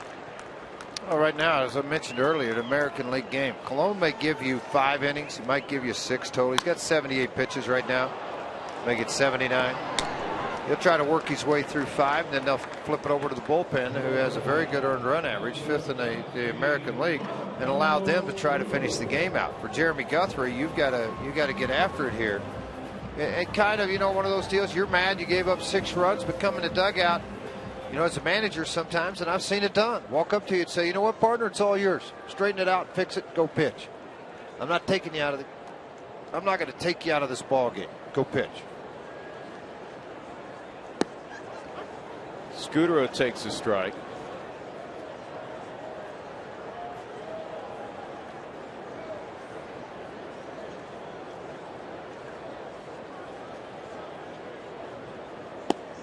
That had good movement on it, George. That was his best 2-seamer of the night. Heavy sink. Just run it in on the hitters. See what they can get done with it. Try to get a ball on the ground. Try to have quick innings. I mean, that's at this mode right now. As many pitches as he threw, 51 or 2. And in the first inning, he's got to be able to back it up.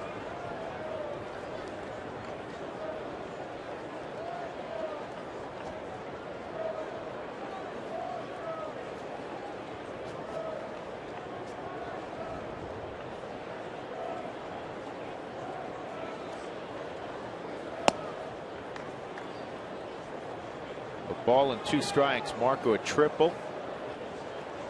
And that force out. Cargo waits on deck.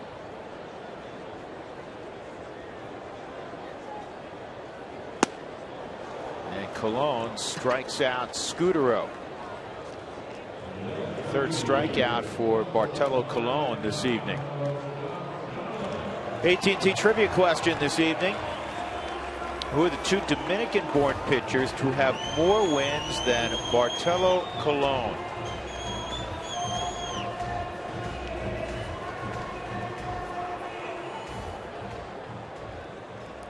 It's not Pedro Estacio. He won a lot of games, though. Colon's won 166 games, lost 119. Pedro won 129. Ramon Martinez won 135. The guy the Rockies face this weekend's 190. Irvin Santana. Another guy they face, Wandy Rodriguez, 78. Ubaldo Jimenez, 66. And Octavio Dotel, 55, working out of the bullpen. Been around a long time. Yeah. 1 ball, 1 strike on Cargo with the shift on. 2 outs, nobody on. And that misses. 2-1. Cargo in interleague play this year has 3 home runs.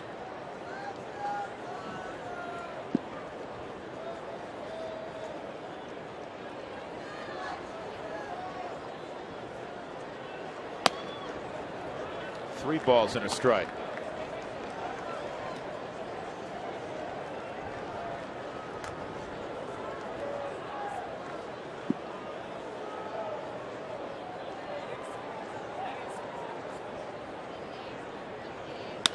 And this ball is hit in the air to deep left center field, and it's going to fall short of the track. Caught there by Seth Smith. A 1-2-3 inning, the first of the night for Colon. 6-4 A's.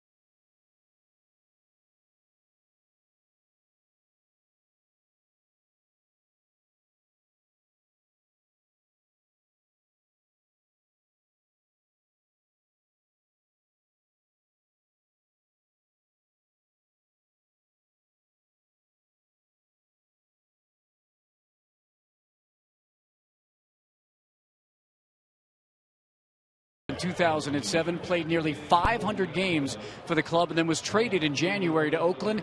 Here's what he had to say to me about his homecoming today. I was excited coming back. I didn't know how I would feel. It's very weird being back here, and in the other clubhouse, and I really didn't know how to go about my business today. But it's fun getting to see some old friends and being back at Coors Field. Great fans, a great place to play. And here comes Seth Smith to the plate. He's already raised his average 10 points tonight with a couple of doubles to 269, guys.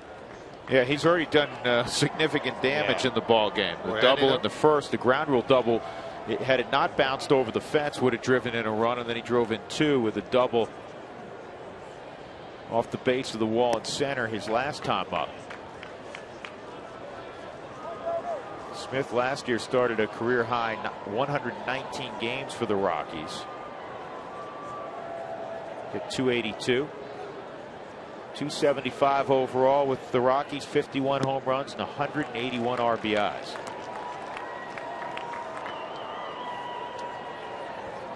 Last 10 days, the Rockies have had to face Mike Trout. They saw enough of him. And now Seth Smith strolls to town, one of the hottest hitters in the American League. Cespedes is potentially available. This is a line shot toward Kadire, and he's going to grab it. And Guthrie has not missed Seth Smith's barrel yet this evening.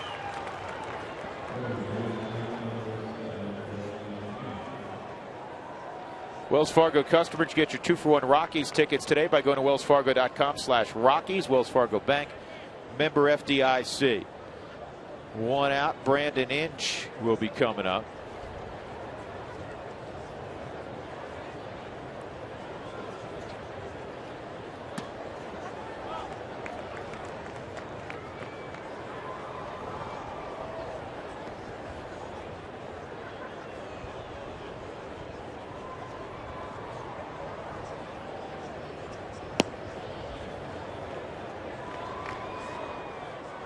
One and one on Inch.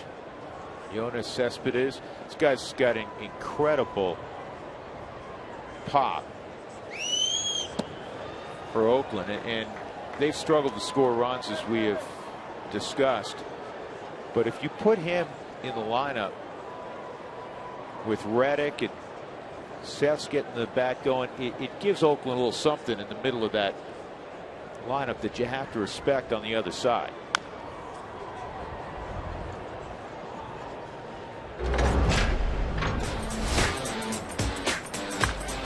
Cuba, is that some pop right there? That is a quick bat. You know, watching his swing, his body size, and how big he is, the way he runs. Big man. And Brandon Inch strikes out. That is 6 straight set down by Jeremy Guthrie after the home run by Cliff Pennington. This will bring up Brandon Moss. Do we ever get a distance on that home run, Dougie? 461. That's just where it hit. So where the ball hit was 461 feet from home plate, but it was about 100 feet off the ground at that point. He's putting a shift on Moss. Here's the bomb.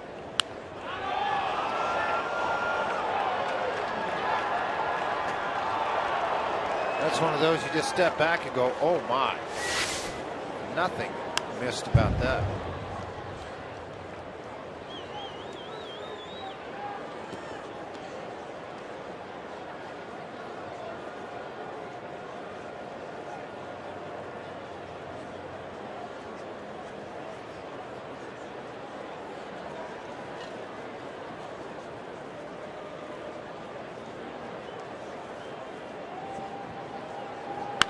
Uh-oh, he may have done it again.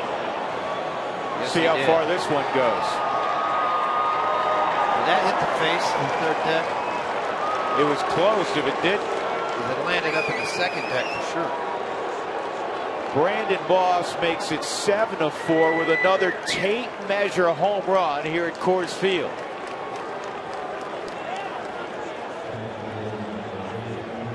This guy was playing in Sacramento a few days ago.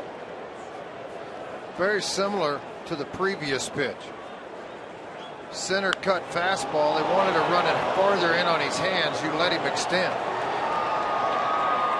He extended.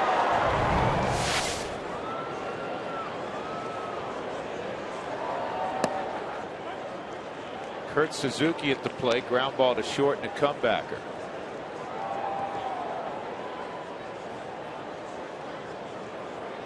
He's got 900 feet at least of home runs tonight. You think? No, I know. And George, had they come down, it was making Chili Davis happy. He said, "Boy, I remember when I used to hit him that far."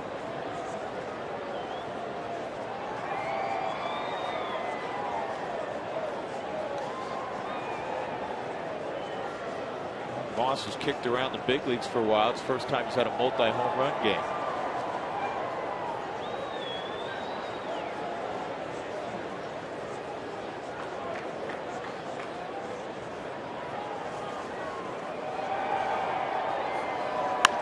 And that's a base hit to center field. That's too good a pitch on 0-2. 8th hit allowed by Guthrie with 2 outs in the 5th inning. Give you an example of what we're talking about here. We're going to freeze this right there. Look at the extension of the arm back here when they're wanting the pitch here. And what you're going away from is jamming into this area of the bat, and you end up catching that sweet part. And I mean, that ball is hit hard up the middle. That Reynolds is up and throwing for the Rockies down in the bullpen. Not exactly the plan of attack for the evening. What are you seeing from Guthrie, or what are you not seeing, George? Because the numbers are similar to what we've seen basically all year, save a couple of performances. This is pretty well hit. Cargo going back, and he's going to get there. Well, what I'm seeing for me, coming out of the windup a little times late, getting out of the glove, floating out off of the rubber a little bit. Same thing that Bob Apodaca talked to him about prior to the last start.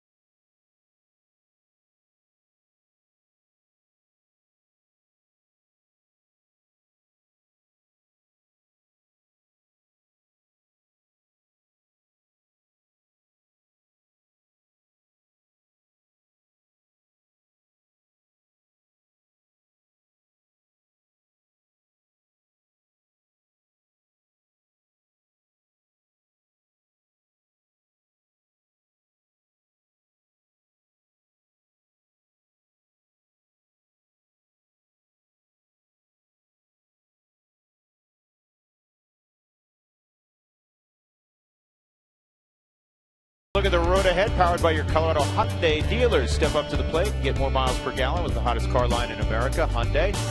Tomorrow, the Oakland A's, middle game of this 3-game set. It's a day game Thursday, no television. And then we'll pick up again Friday, Justin Verlander and the Detroit Tigers against the Rockies. This season, save responsibly when you shop at your Colorado Hyundai dealers. Check it out at coloradohyundai.com. There's the 1-0 to Kadire. That's in there, 1-1. Michael, an RBI single, and he grounded into a double play.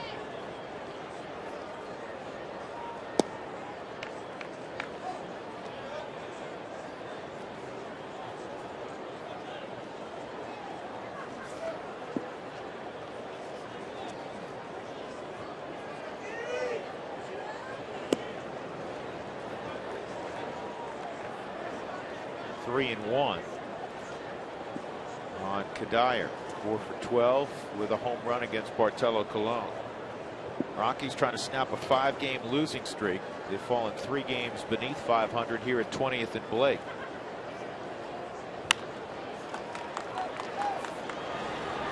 Pennington throws out Kadire.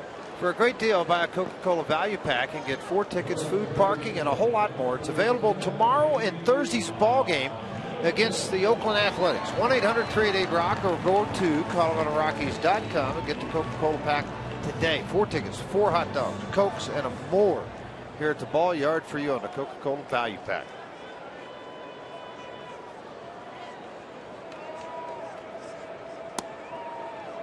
Helton takes ball 1.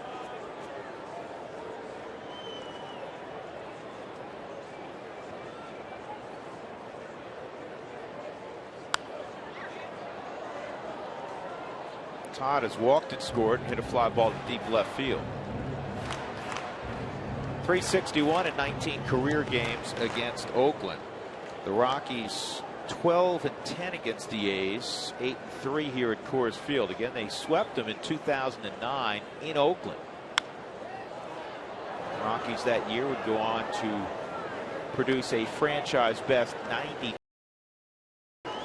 Bat out against the Phillies in the first round of the playoffs. Blew a 9th inning lead in Game 4. And it would have forced a Game 5 back in Philly.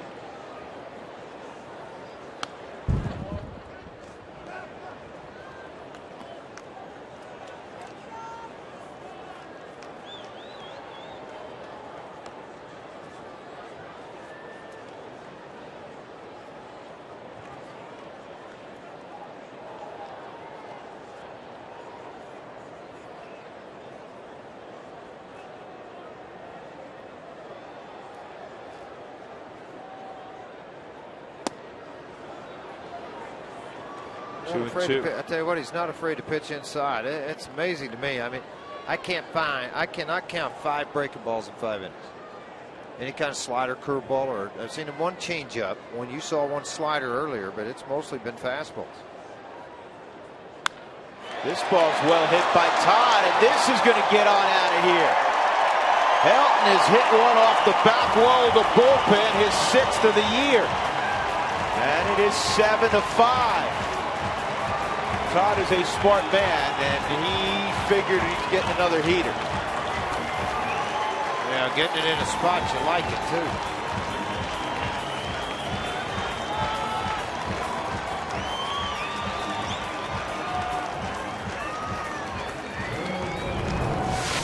Let's watch where this pitch is. Inside, ball, see the hands in tight, elbow tight to the body. Able to get that lift and carry all the way around. I know that makes a lot of them happy in that upper deck as they watch this ball fly out to right field.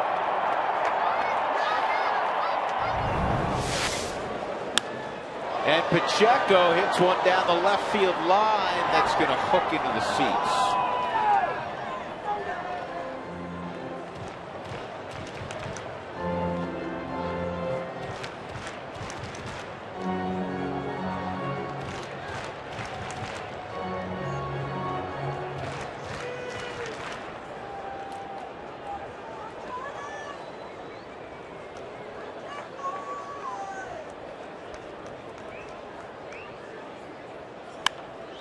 Another base hit for Jordan Pacheco. 2 for 3 tonight.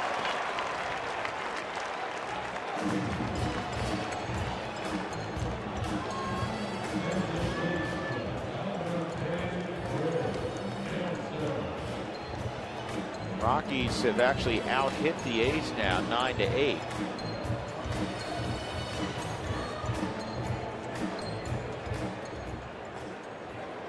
I haven't seen anything like this at Coors Field, George, since the pre-Humidor days. That night after night of big offensive numbers. Well, you know, I mean, you got to go all the way back and look for a guy. You say, okay, what was a guy that was successful here, who won double digits, that, you know, did all these things? And I think of Kevin Ritz. Won 17 ball games, had an ERA of what, 5.5, almost 6. But he understood the park. He understood what he was up against every night going out. 79th. But again, I mean, that's pre-Humidor. Pre-Humidor. Grass is higher now. There's a lot of things that benefit this ballpark to make it a little bit better pitcher's park. Right now, it's giving up an awful lot of runs. 2-0 on Chris Nelson. He's 1 for 2.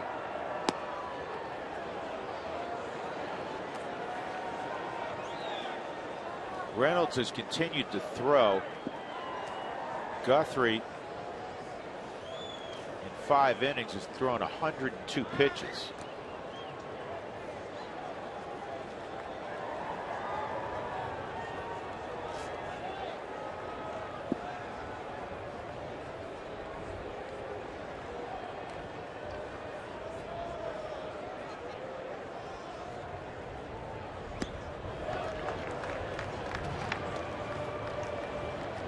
The Avis on deck, 3-1.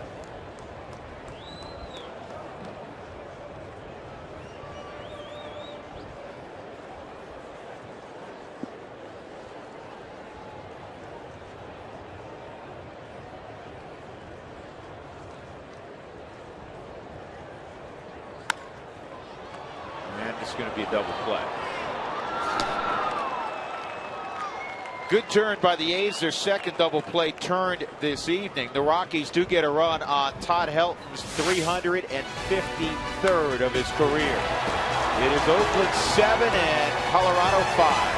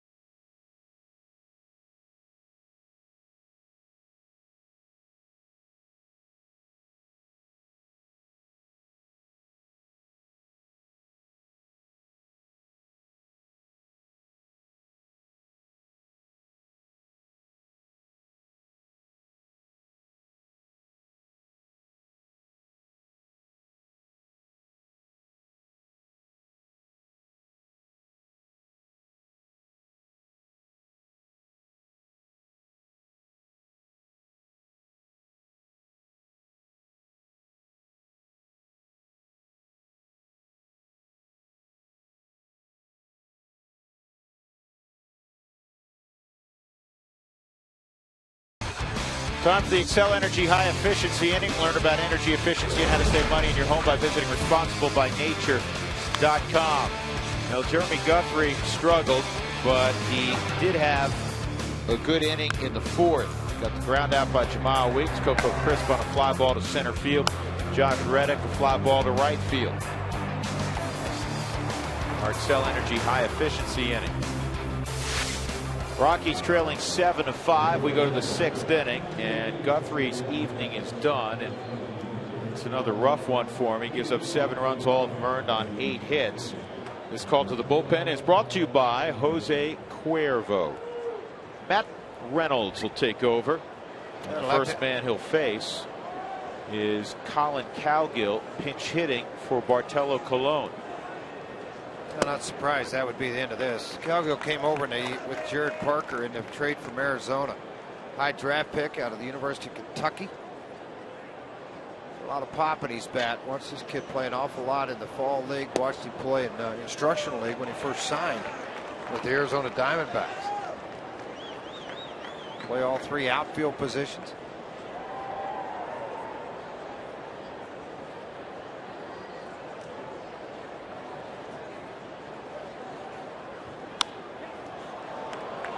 Lifted pretty deep left field. Cargo waiting. He's got it. Well, the overall numbers for Matt Reynolds, win-loss pretty good, 3-0, 24 1/3. And again, this whole bullpen, 1 or 2 bad outings blows up your earned run average, but this bullpen's been worked pretty heavily because of the lack of success of the starting staff. Matt Reynolds, one of those guys. I'm really amazed how well they've hung in there, George. I mean, they've done an outstanding job considering the amount of work they've had to absorb. Weeks is 1 for 2. And a line single to center, leading off the ball game against Jeremy Guthrie. So Guthrie goes 5 innings, allows 7 earned runs on 8 hits, 2 walks, 2 walks, struck out 5. He allowed 3 more home runs. He's given up 15 home runs in 56 innings.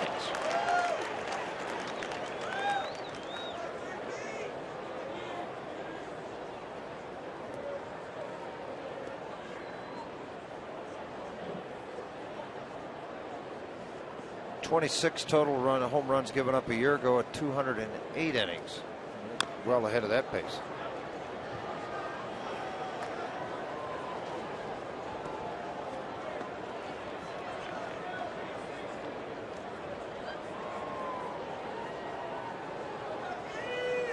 We had a question about Troy Tulowitzki. He took batting practice again today. I'll show you some pictures of that.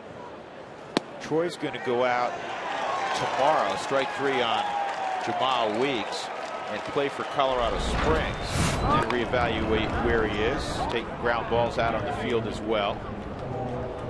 They want him to be very cautious with this. And it's better, George, even though he's eligible to come off Friday in Detroit, and as much as Troy wants to be out there, it would be wise to take a few extra days and really make sure that thing's healed. It's June. Your club is 25-36. Make sure you're healthy before you come back. I mean, what's Jim Tracy going to do? The minute he comes back, you make a roster move, and the next thing you know, the guy gets hurt again on one play. I mean, just make sure you're healed. The blueprint for it's what happened with Matt Kemp. Strained the hamstring again, and he's going to miss a month in addition to the original 2 weeks. Ground ball to second. Good inning for Reynolds. Again, this is what you want out of your bullpen. Come in and shut down the opposition. Give the offense a chance to get after their bullpen. 7-5 affair.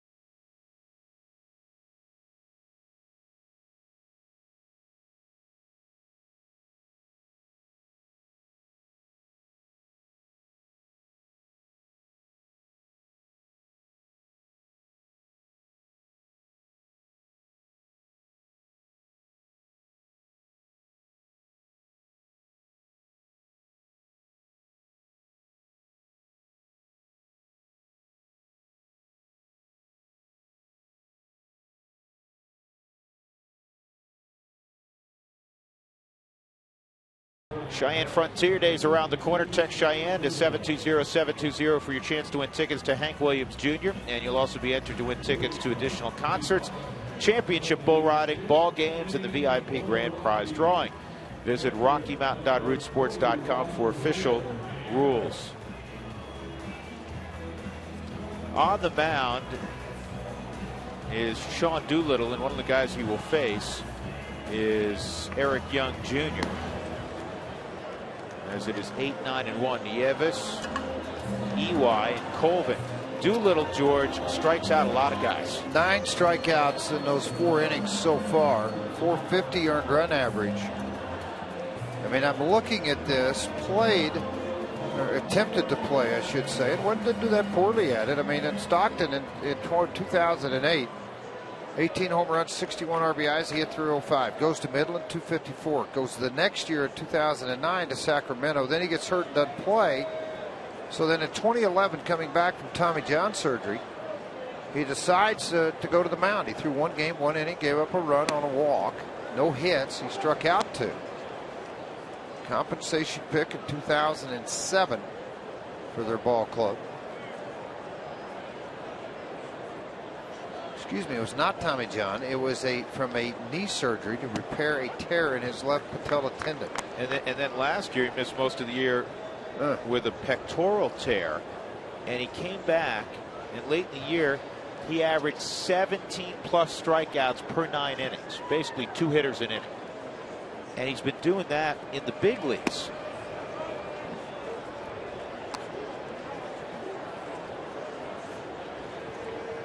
On Sunday against the Diamondbacks, he struck out the final 5 guys he faced, and he's fanned 9 of the 14 batters he's faced since his call-up. Is this Sean Doolittle or Sid Finch? He's not going to strike out Will Nieves, a line single to center.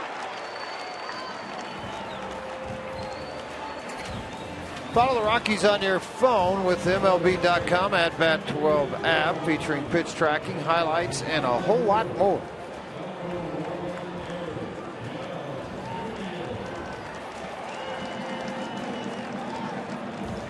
So little EY will step up. As customary, at least of late, mid-game pinch hitting appearance.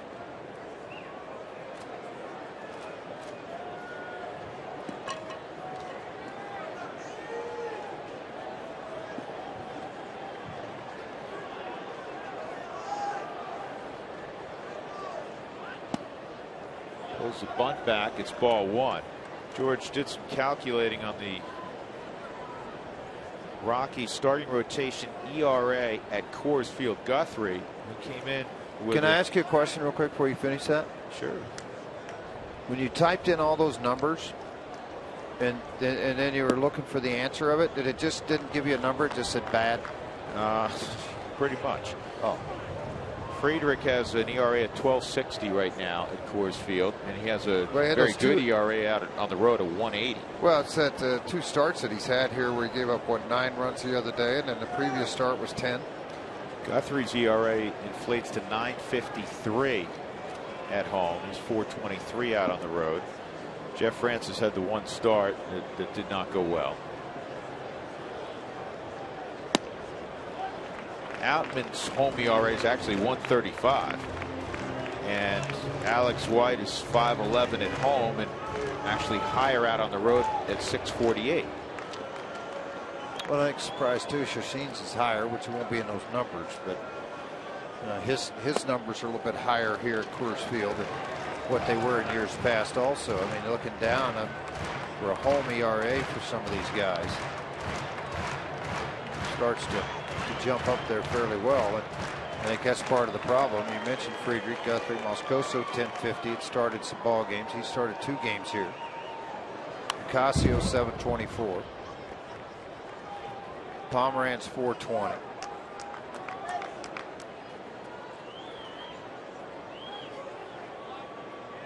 Shashin was 8.53 at home. And he had one of the one of the lowest ERAs. Team history. Yeah. At Coors Field. Ball 4, so Junior draws a walk. Nieves to second. Sean Doolittle will now face Tyler Colvin.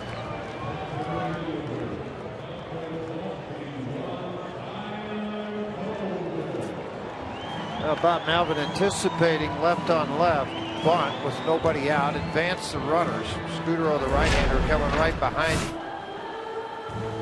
Tyler against Bartolo Colon went opposite field and left the yard in his first at bat.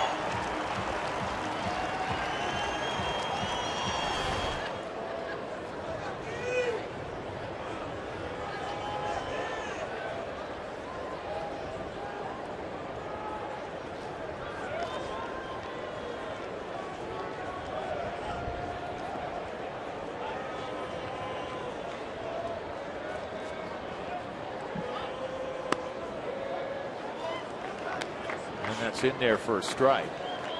Brant Balfour. 9 of 10 in closing ball games, but Drew talked a little bit earlier in the game about Cook, a hard thrower, right-hander that they're slowly trying to put into the closer's role. Fuentes still worked as a closer, but not as successful as in years past.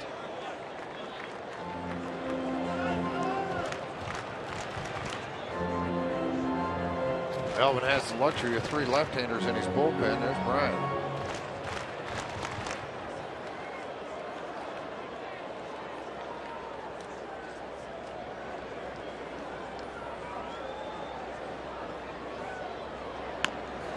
And that's a good bunt.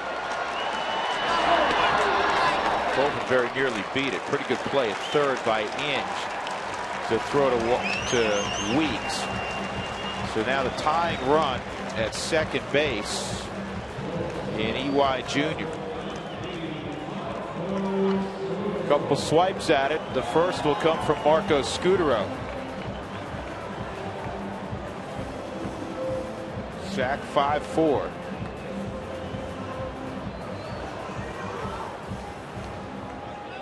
Scutaro a triple.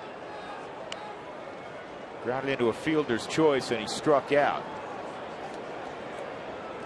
Big gap in left center field from Marco. Coco Crisp swung over to right center. And it's pulled down the line. Inge makes a great play. And then the strong arm. 2 outs. Well, that kept the ball game tied as Cliff Pennington slaps Brandon Inge on the backside. This is a smart veteran guy. You can see where he is. Slider only playing a couple of steps off the line, a step and dive to be able to get to the baseball. You know, when you're at third, you can see catcher's signs, so you anticipate a ball breaking down and in on a right-handed hitter. Typically, that ball will get pulled. Nice play, Brandon Inge.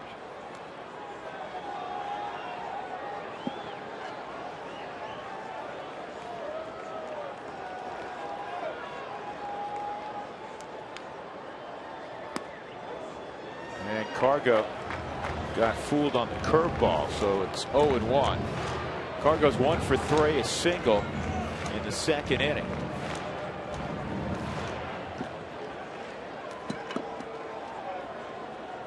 Six for 19, 2 outs, runners in scoring position.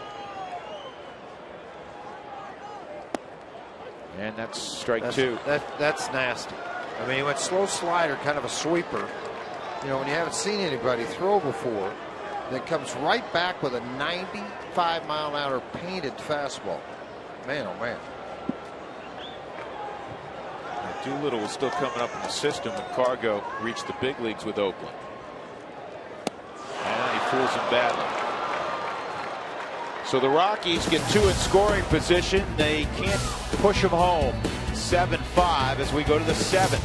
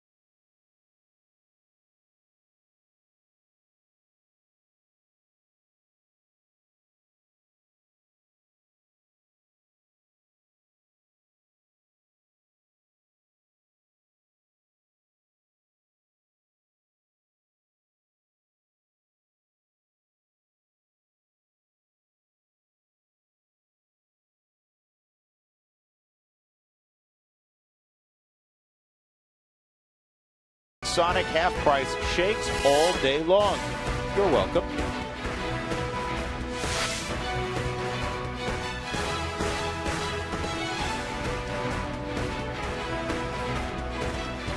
(7-5) Oakland Athletics leading the Rockies. And it'll be another lefty out of the bullpen.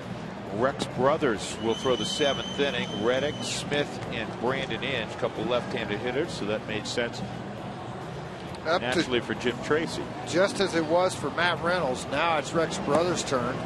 Maintain the game where it is and give your offense that chance.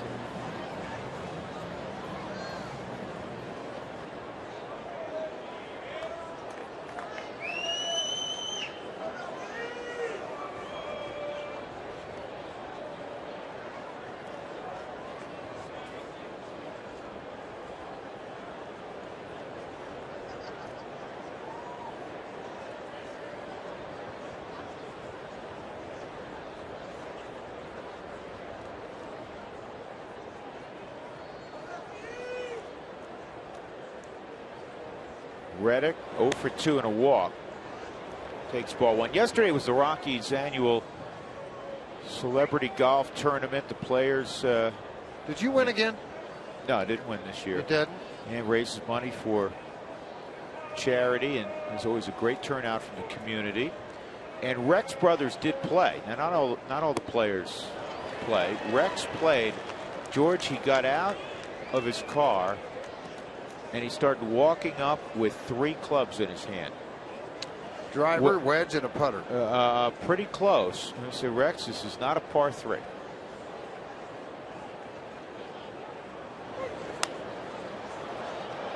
Makes for a light bag, though. Well, your caddy's happy. Yeah. As long as you don't add a towel and 3 dozen balls and a rain suit. See any elk down there yesterday, or mule deer? No, it did not. Down at the Pinery. Beautiful course, in great shape. Putted as I always do, George, miserably. Well, I was going to say magnificent. No, miserably. You know better. 1 and 2 on Reddick. Inside, 2 and 2.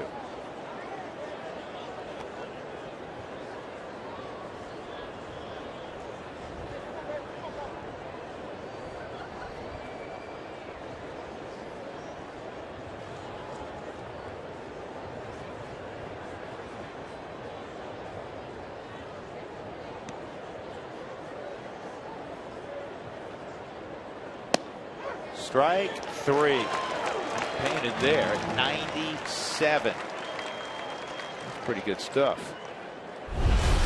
Let's look at Chevy's Dare to Compare. Chevy's full line of vehicles makes it the clear winner that the competition can't compare. Chevy, made for Colorado. Best interleague average so far in 2012. Mike Trout hitting .567. Torrey Hunter .550. They're hitting 1-2 right now in that Angels lineup. Mowers doing well, and Seth Smith is 6th on the list. And he's at the plate right now. Double to left, double that scored 2 runs to center, and he hit a rocket to deep right that Kadire made a running catch on.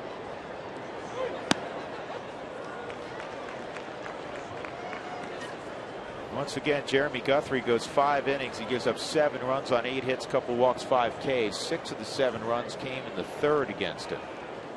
He allowed 3 home runs. 2 of them almost counted twice off the bat of Brandon Moss. Brandon Moss hit one into the 3rd deck. And did we ever figure out that second one touched the 3rd deck also? I thought it hit the facing and dropped straight down. I may be wrong. The first one went 461. We haven't heard yet on how far the second.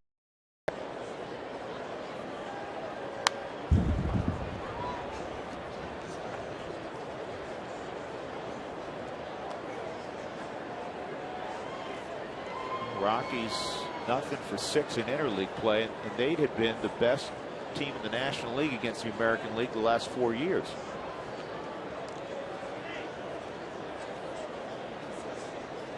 A's have only won 1 interleague game.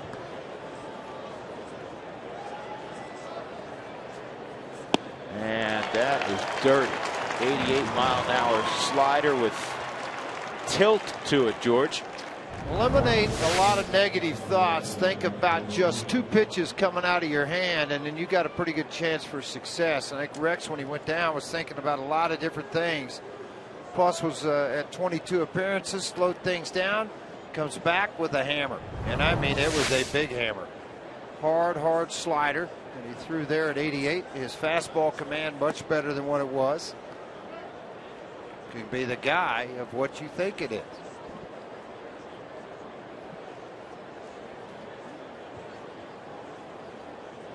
One 1-0 on Brandon Inge. A walk, a double, and a strikeout.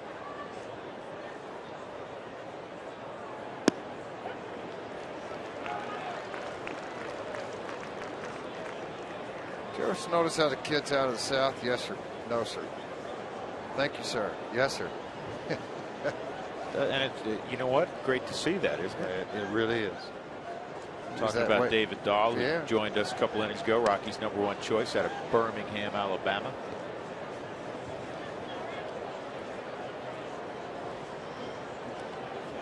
Well, there's a lot of kids, George, that are probably real happy right now that were the next in line, if you will, at schools like Auburn and Arizona State. Arizona State had signed 3 of the top 56 kids drafted this year. This ball is well hit left center field, and Brandon Inge has hit one out. That's number 7 for Inge in an A's uniform. And it is now an 8-5 Oakland lead.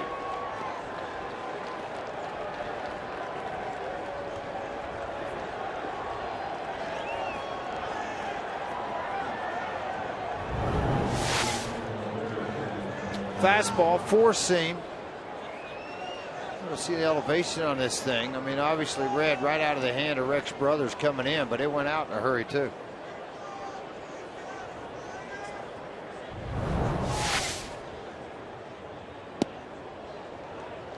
Through that pass, Brandon Moss.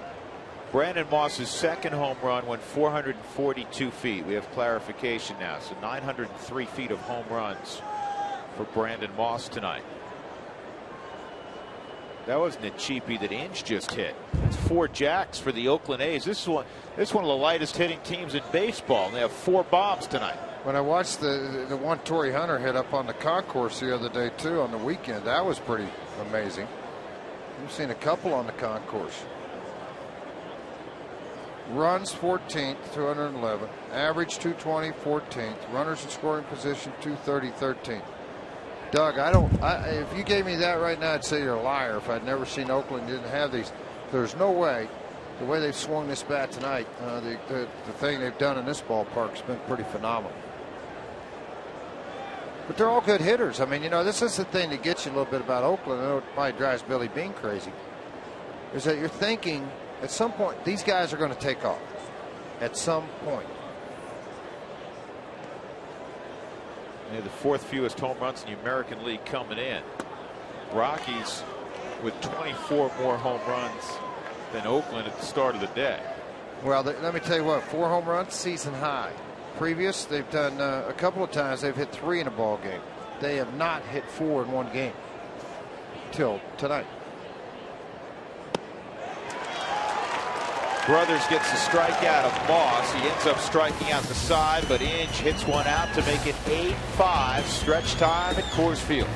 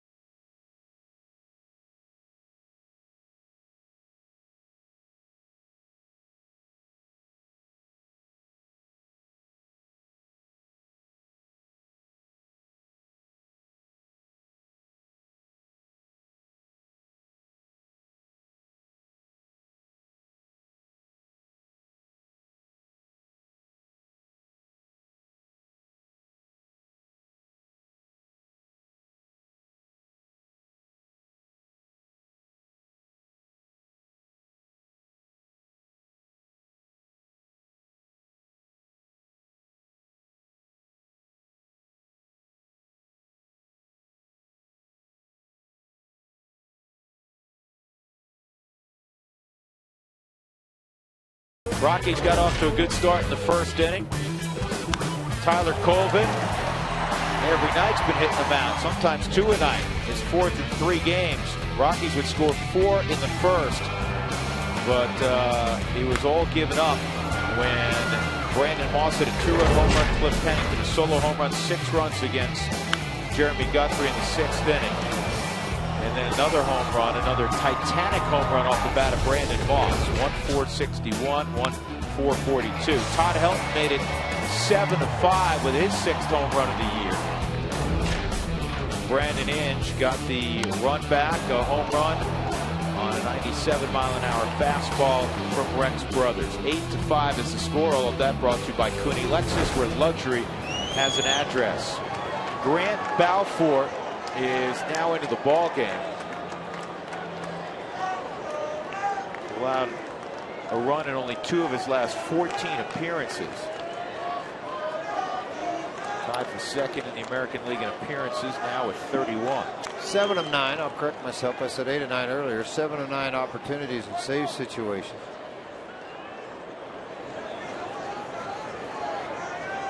He's faced the Rockies a couple of times in his career, both times 2009. He's thrown 2 2/3 innings, a hit, a walk, and a couple of strikeouts. His last save, May 5th.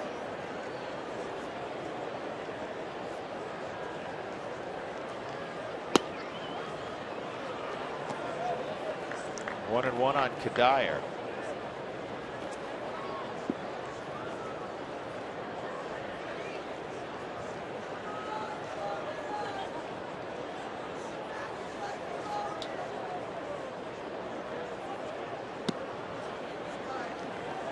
Balfour, former Tampa Bay Ray, Milwaukee Brewer briefly. Came up with the Minnesota Twins, so he's facing the guy he knows well.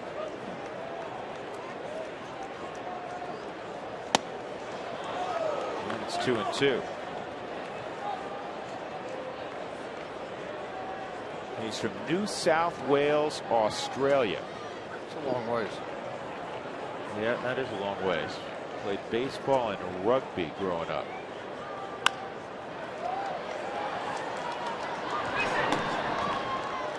Pennington throws out Kadire. We haven't answered our AT&T trivia question yet, George, and now it's time to do that.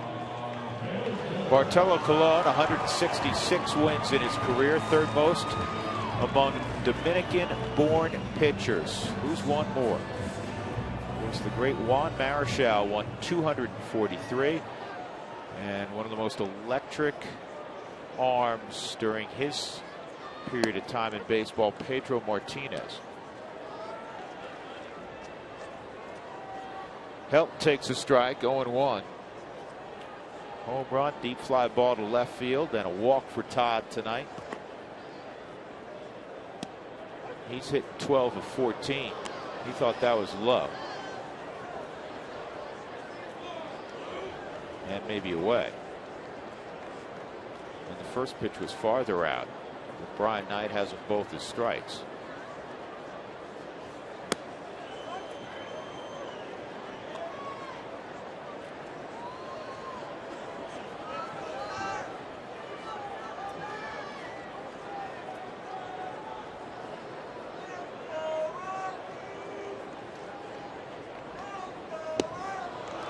And Balfour changes speeds. He strikes out Helton. 2 gone.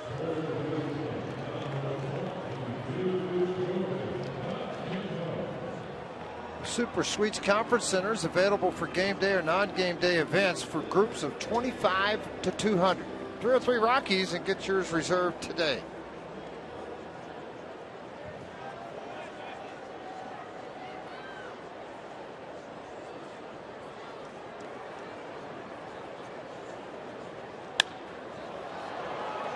High fly ball to center field. Jordan Pacheco is going to be the final out of a very quiet 7th inning for the Rockies. They go in order against Grant Balfour. 8-5 A's. We move to the 8th.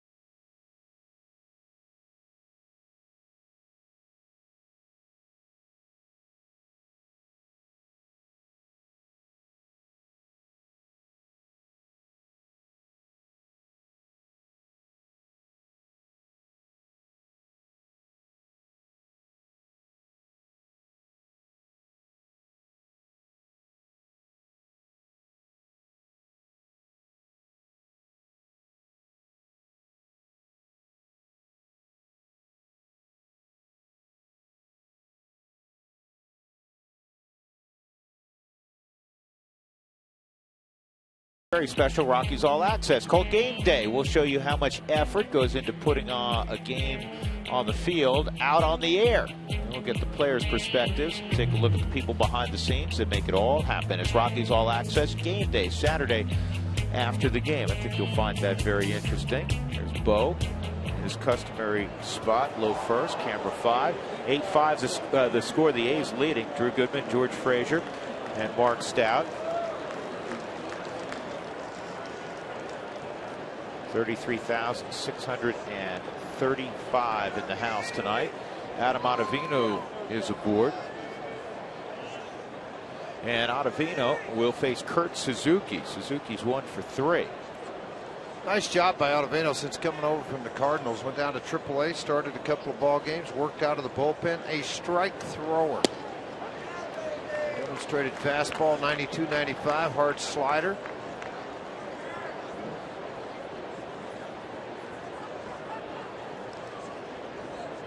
Some interesting happenings in the baseball world today, George. Fill me in. What's going on? Well, the A's, excuse me, the Dodgers, the Rockies' rivals to the West, you know, they have an influx of cash.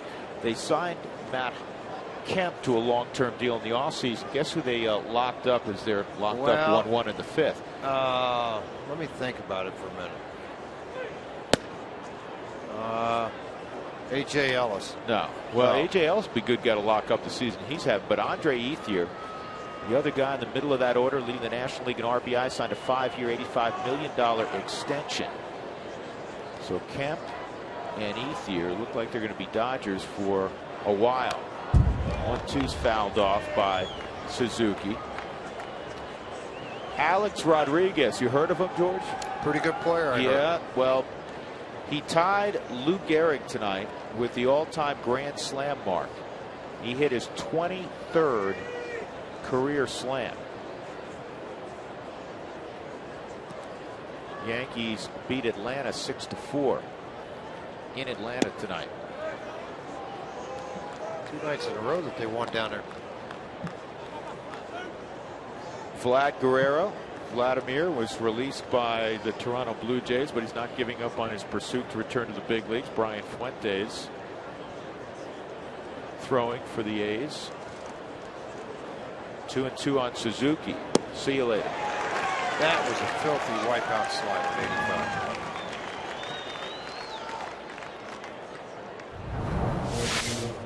85. Ball right out of the hand to Mike Shaw, Subaru Super Mo. Look at that late breaking slider. In a very feeble swing by Suzuki. He knew he went after a pitch he shouldn't have, but it was too late after he'd started it all. First out in the 8th, the punch out. Brother struck out 3, but he gave up that home run. 1-0 on Cliff Pennington.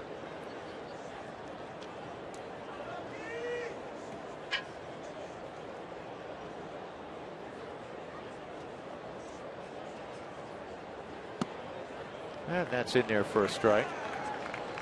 The Giants announced they have no plans to rest struggling right-hander Tim Lincecum. Two-time Cy Young Award winner. Has not won in his last 8 starts, and he has a 6 ERA. Yeah, it had been pretty for him. Pennington hits a drive to deep center field, and Colvin at the wall leaps. Did he get it? He did! Tyler Colvin takes one back.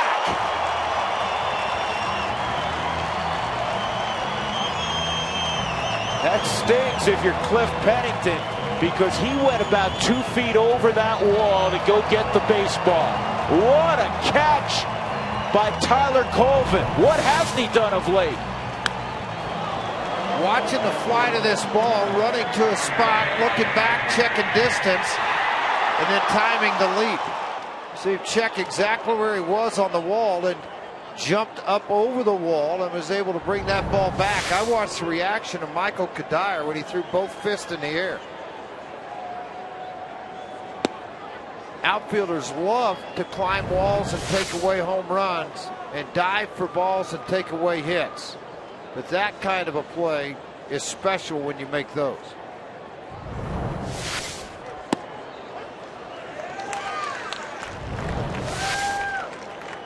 Ooh, I like this. Look at this. Mike Shaw Subaru Supermo. Oh, that's a great shot of it. That's really nice. Grant Balfour, by the way, is at the plate, and he's gone on 3 pitches. Turns into a 1-2-3 inning for Ottavino. And he gets a couple of punch outs. An unbelievable catch by Tyler Colvin.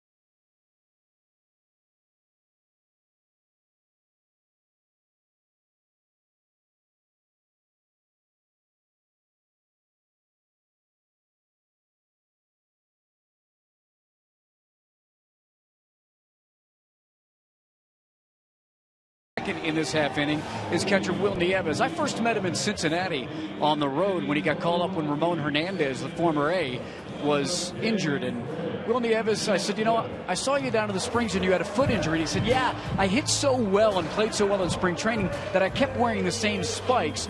And there was some bad weather, some cold weather, and it kind of affected his foot. And he said he might have a bone spur, not sure, but that's going to have to wait until his major league career is over. And guys, right now, he's in it in his 7th franchise here with the Rockies. So he's on deck as the team tries to rally. Drew, George? Yeah, and as you know, Mark, he's a real affable guy. He'll chat you up at any time. And, you know what? Not everybody can have the Tony Gwynn type career, the Chipper Jones career, the Todd Helton career, where it's those are a little hard. Yeah, those aren't easy to have. One place and reach superstar status. More players move around. And it's been the situation for Will Nieves, but he's in the big leagues. He's helping out the Rockies with the injury to Ramon Hernandez. Rockies down 3. Second inning of work for Balfour. Chris Nelson takes high, 2-1.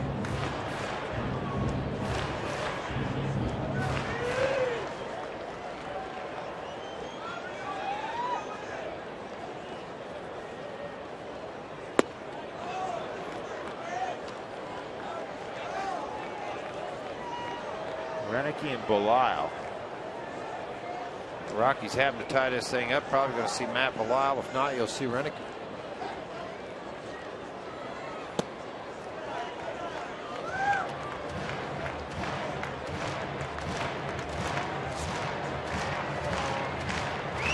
Cook, the right-hander, is I think the guy they want to see close his baseball game.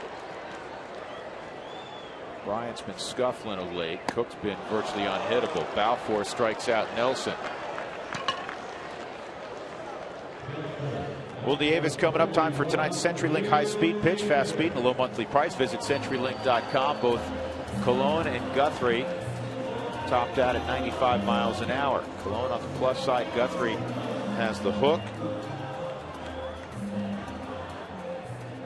Rockies in the series against the Angels allowed 28 runs. Oakland comes to town after being swept in Phoenix by the D-backs, and they've scored 8 runs tonight. Will Nieves, a line shot, but right at Cliff Pennington. You know, he swung the bat well tonight, George. That's the first time he's been retired. 2 hits and an intentional walk. Hits the ball hard every time. And you has. know what? He was hitting 278 when he came into this thing. He's done a really nice job swinging the bat. He's hit 333 now after that at bat. Dexter Fowler's got a pinch hit here in the bottom of the 8th with 2 outs.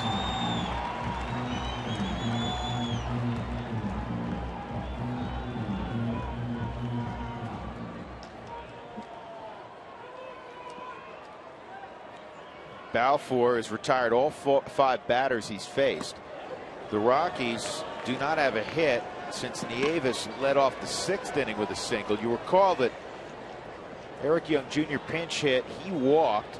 Colvin sacrificed in the 2nd and 3rd. Scudero was robbed of a double that would have tied up the game on a great play by Brandon Inge. And then Carlos Gonzalez struck out against Sean Doolittle.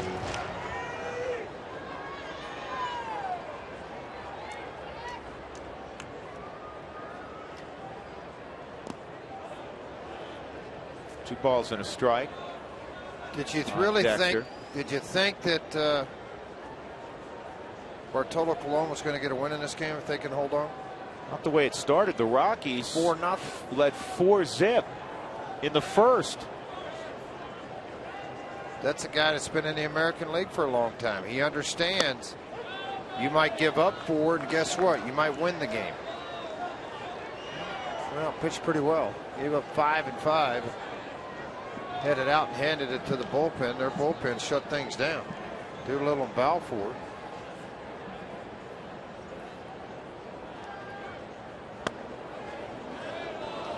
Just missed. 3-2.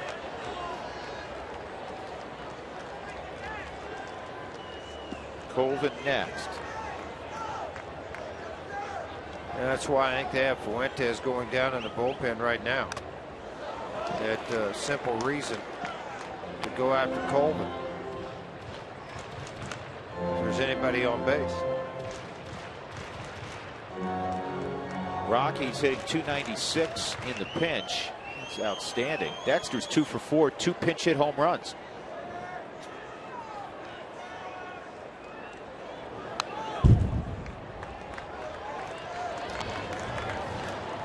Dexter, one of the participants yesterday in the golf tournament.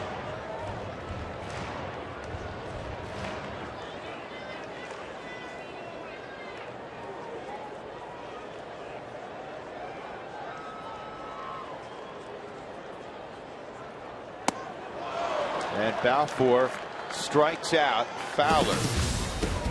3 strikeouts and 2 innings of work for Grant Balfour. 8-5.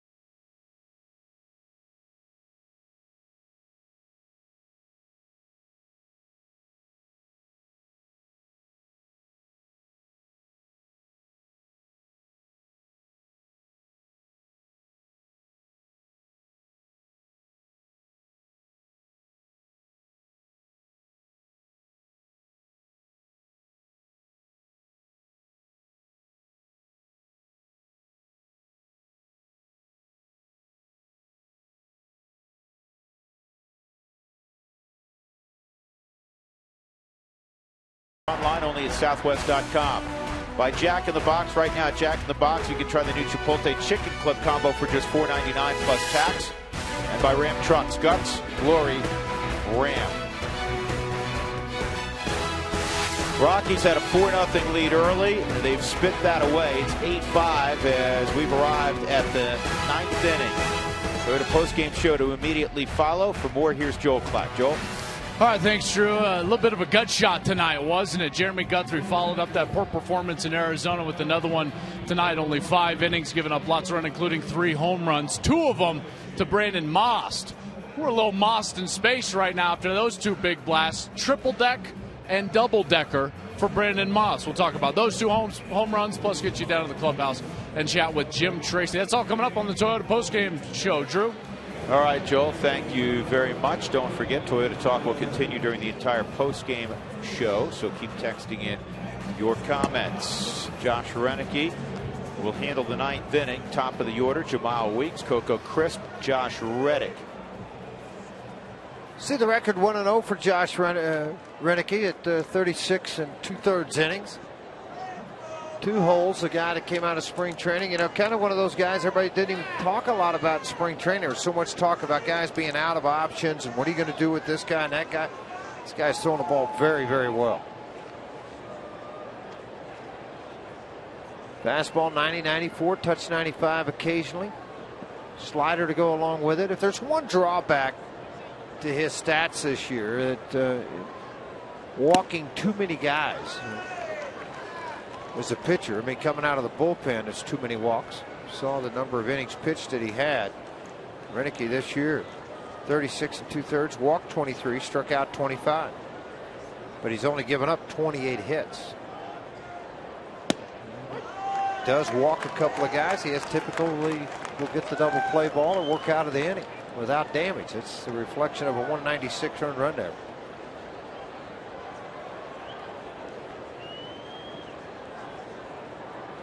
Had a Weeks here at the 9th inning, 0-2.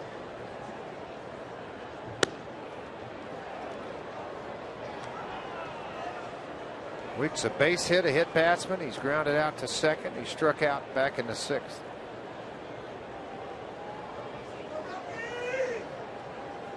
Ball and 2 strikes on Jamal.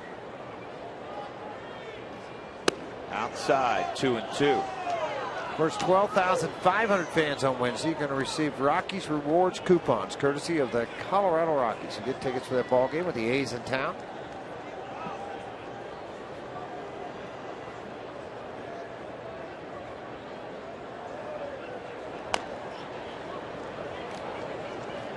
Weeks went to the University of Miami.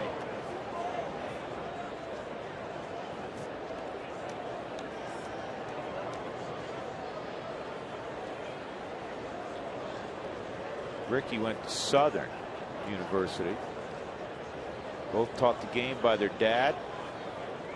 Jamal was telling me before the ball game, Dad still leaves him voicemails all the time. Hey, you know what? You got to stay close, got to do this. Like every other dad that taught their kids the game. Dyer recovers, keeps Weeks at first. A base hit for Jamal Weeks. Out of town scoreboard brought to you by Acura. Acura Advance. Battle of Ohio, Cincinnati beating Cleveland 7-1. Cubs a rare win, 4-3. Texas beat up Arizona 9-1. Minnesota over Philadelphia 11-7. White Sox beat the Cardinals. Coco Crisp at the plate.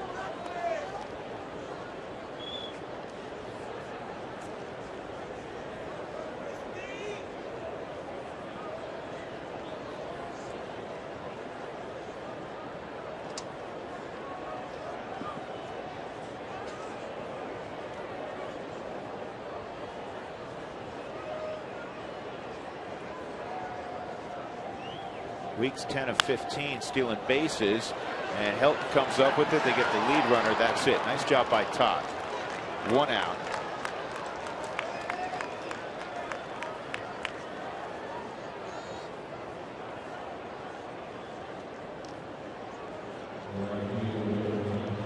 Josh Reddick will be next.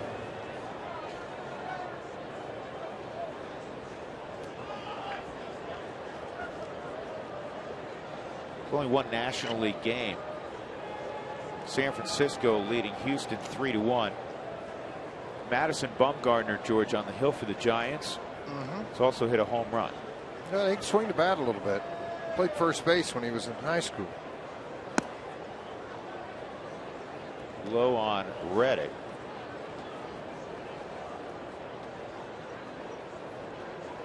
Another guy having a big year. We're not going to see him this year. It's been a few years since we've seen Baltimore. Adam Jones has 18 home runs. Man, just gave him a huge extension the other day.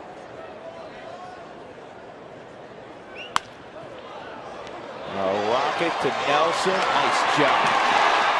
Out at first base. Chris Nelson started that double play. Well done. Good throw by Scudero. So we'll go to the bottom of the 9th inning. The Rockies need a big rally. They're down 8-5.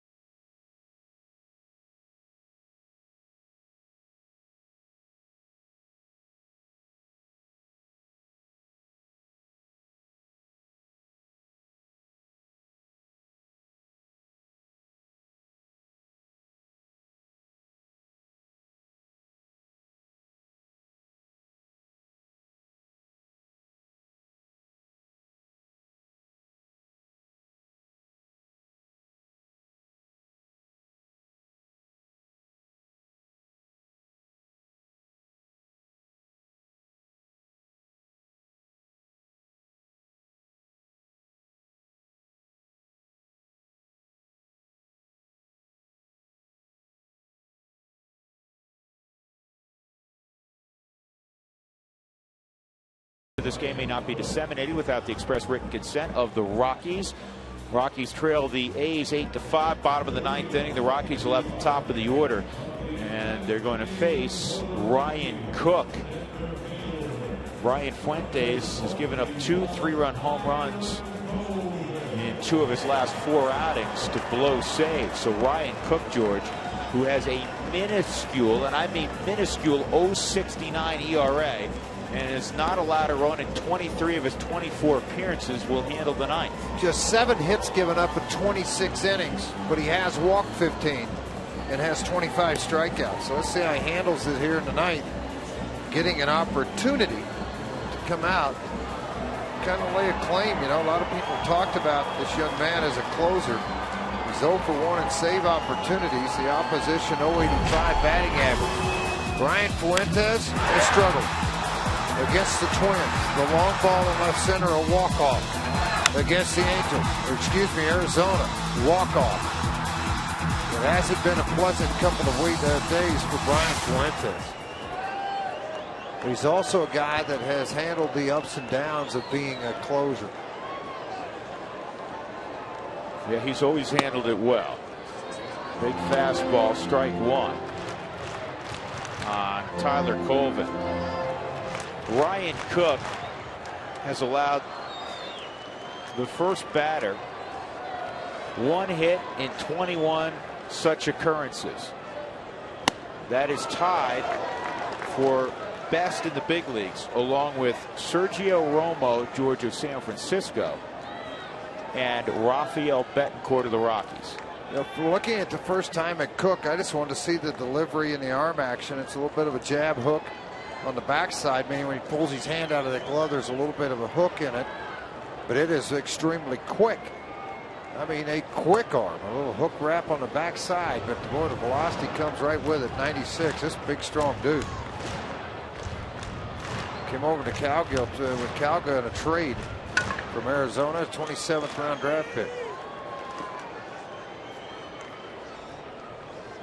When you get players like this in a trade because of the arm strength, and you see this, I mean, Cowgill was a high draft pick. Cook was not. But he was a guy that 13 saves last year, struck out 50 plus in 48 innings at Mobile in a double-A. But this is scouting here. This is going and working. An Oakland scout worked and saw this young man throw somewhere last year and said, hey, see if you can get this arm in a trade, because it's a big arm and he may develop into a closer. Colvin was behind 0-2. Now it's 3-2. Cook's out of Southern Cal. 6'2" and 220.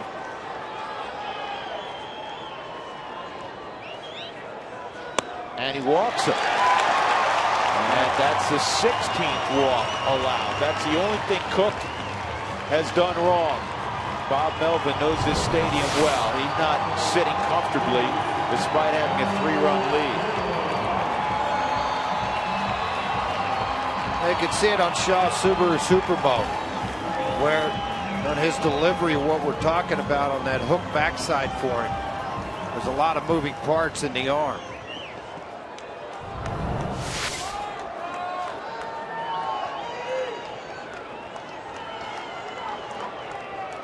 Scudero. Ball 1.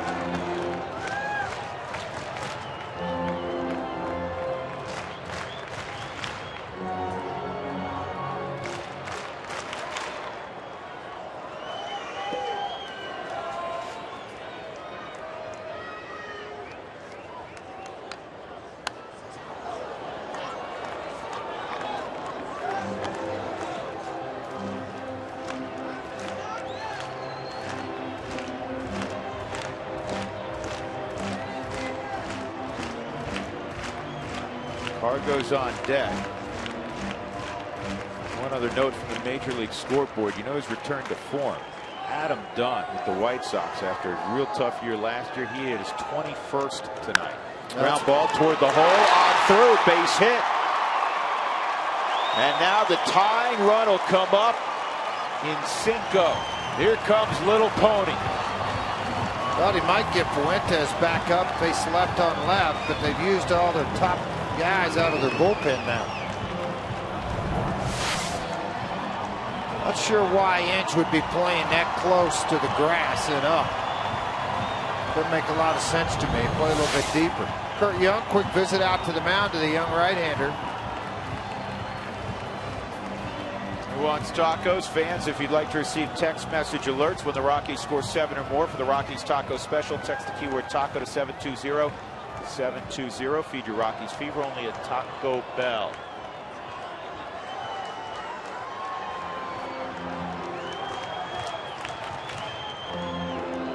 Gonzalez, 355 average versus right-handers.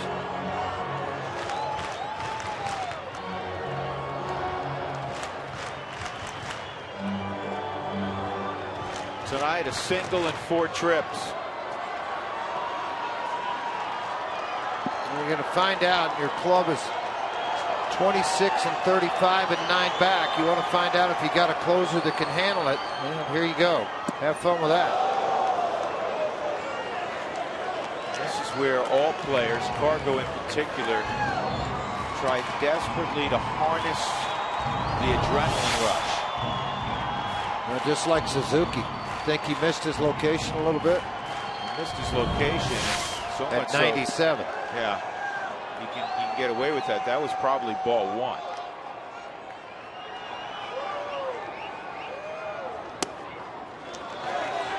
He's dialed it up another mile an hour or 2.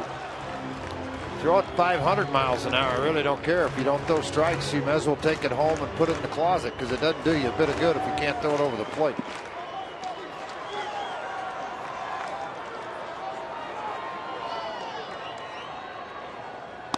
That was a terrific slider. Did you anticipate seeing that right there? I didn't. I mean, you're thinking, guys.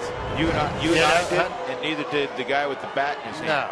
No. Yeah, everybody's thinking about, oh, it's got to be fastball all the way, huh? No, there's the slider at 85. Now puts it in your mind Sure. if you're a hitter, and it makes that 97-mile-an-hour fastball that much harder. And he got him with a slider. So Cook strikes out Gonzalez. Third time Cargo's gone down tonight. 1 out, and that'll bring up Kadire. The other hammer was a little bit up. This one wasn't. He threw that exactly where he wanted to. Yeah, up in the count.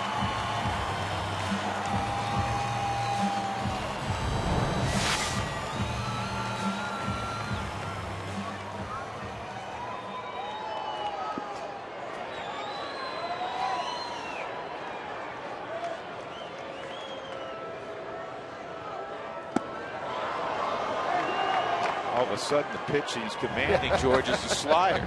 Well, I don't know if he's commanded it. They're swinging at it. That ball was well out of the zone and out. Chicago struck out a 1 on the dirt, but it's closer to the 18-inch mark. He's trying to keep it within. Dude, yeah, that's the best one he's thrown all day for a strike.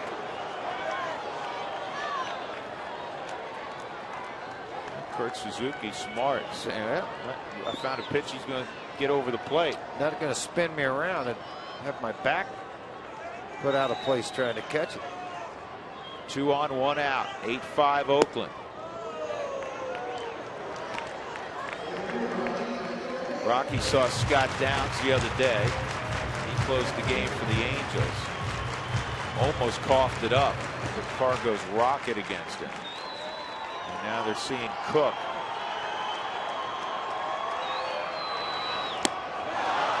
Two outs. Another slider.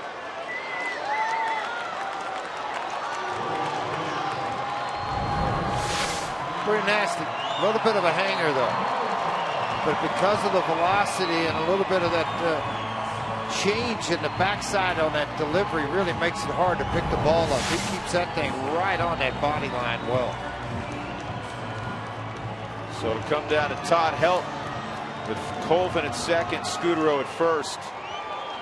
Helton a home run back in the 5th inning.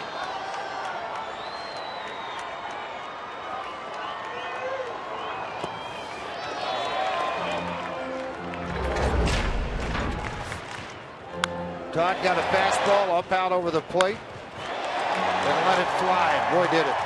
Right center field up against the back wall. The fans here at Coors Field were happy when that happened. But it's all the Rockies could do. That was in the 5th. The bullpen of the Oakland A's have shut down this Rockies offense.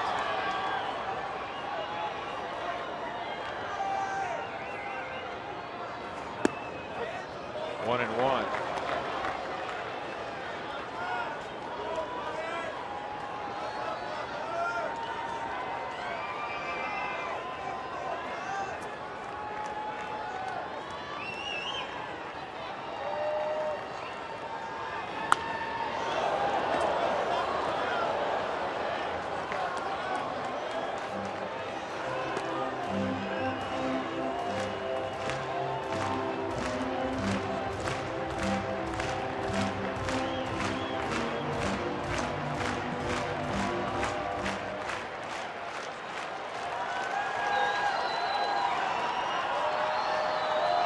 One, two.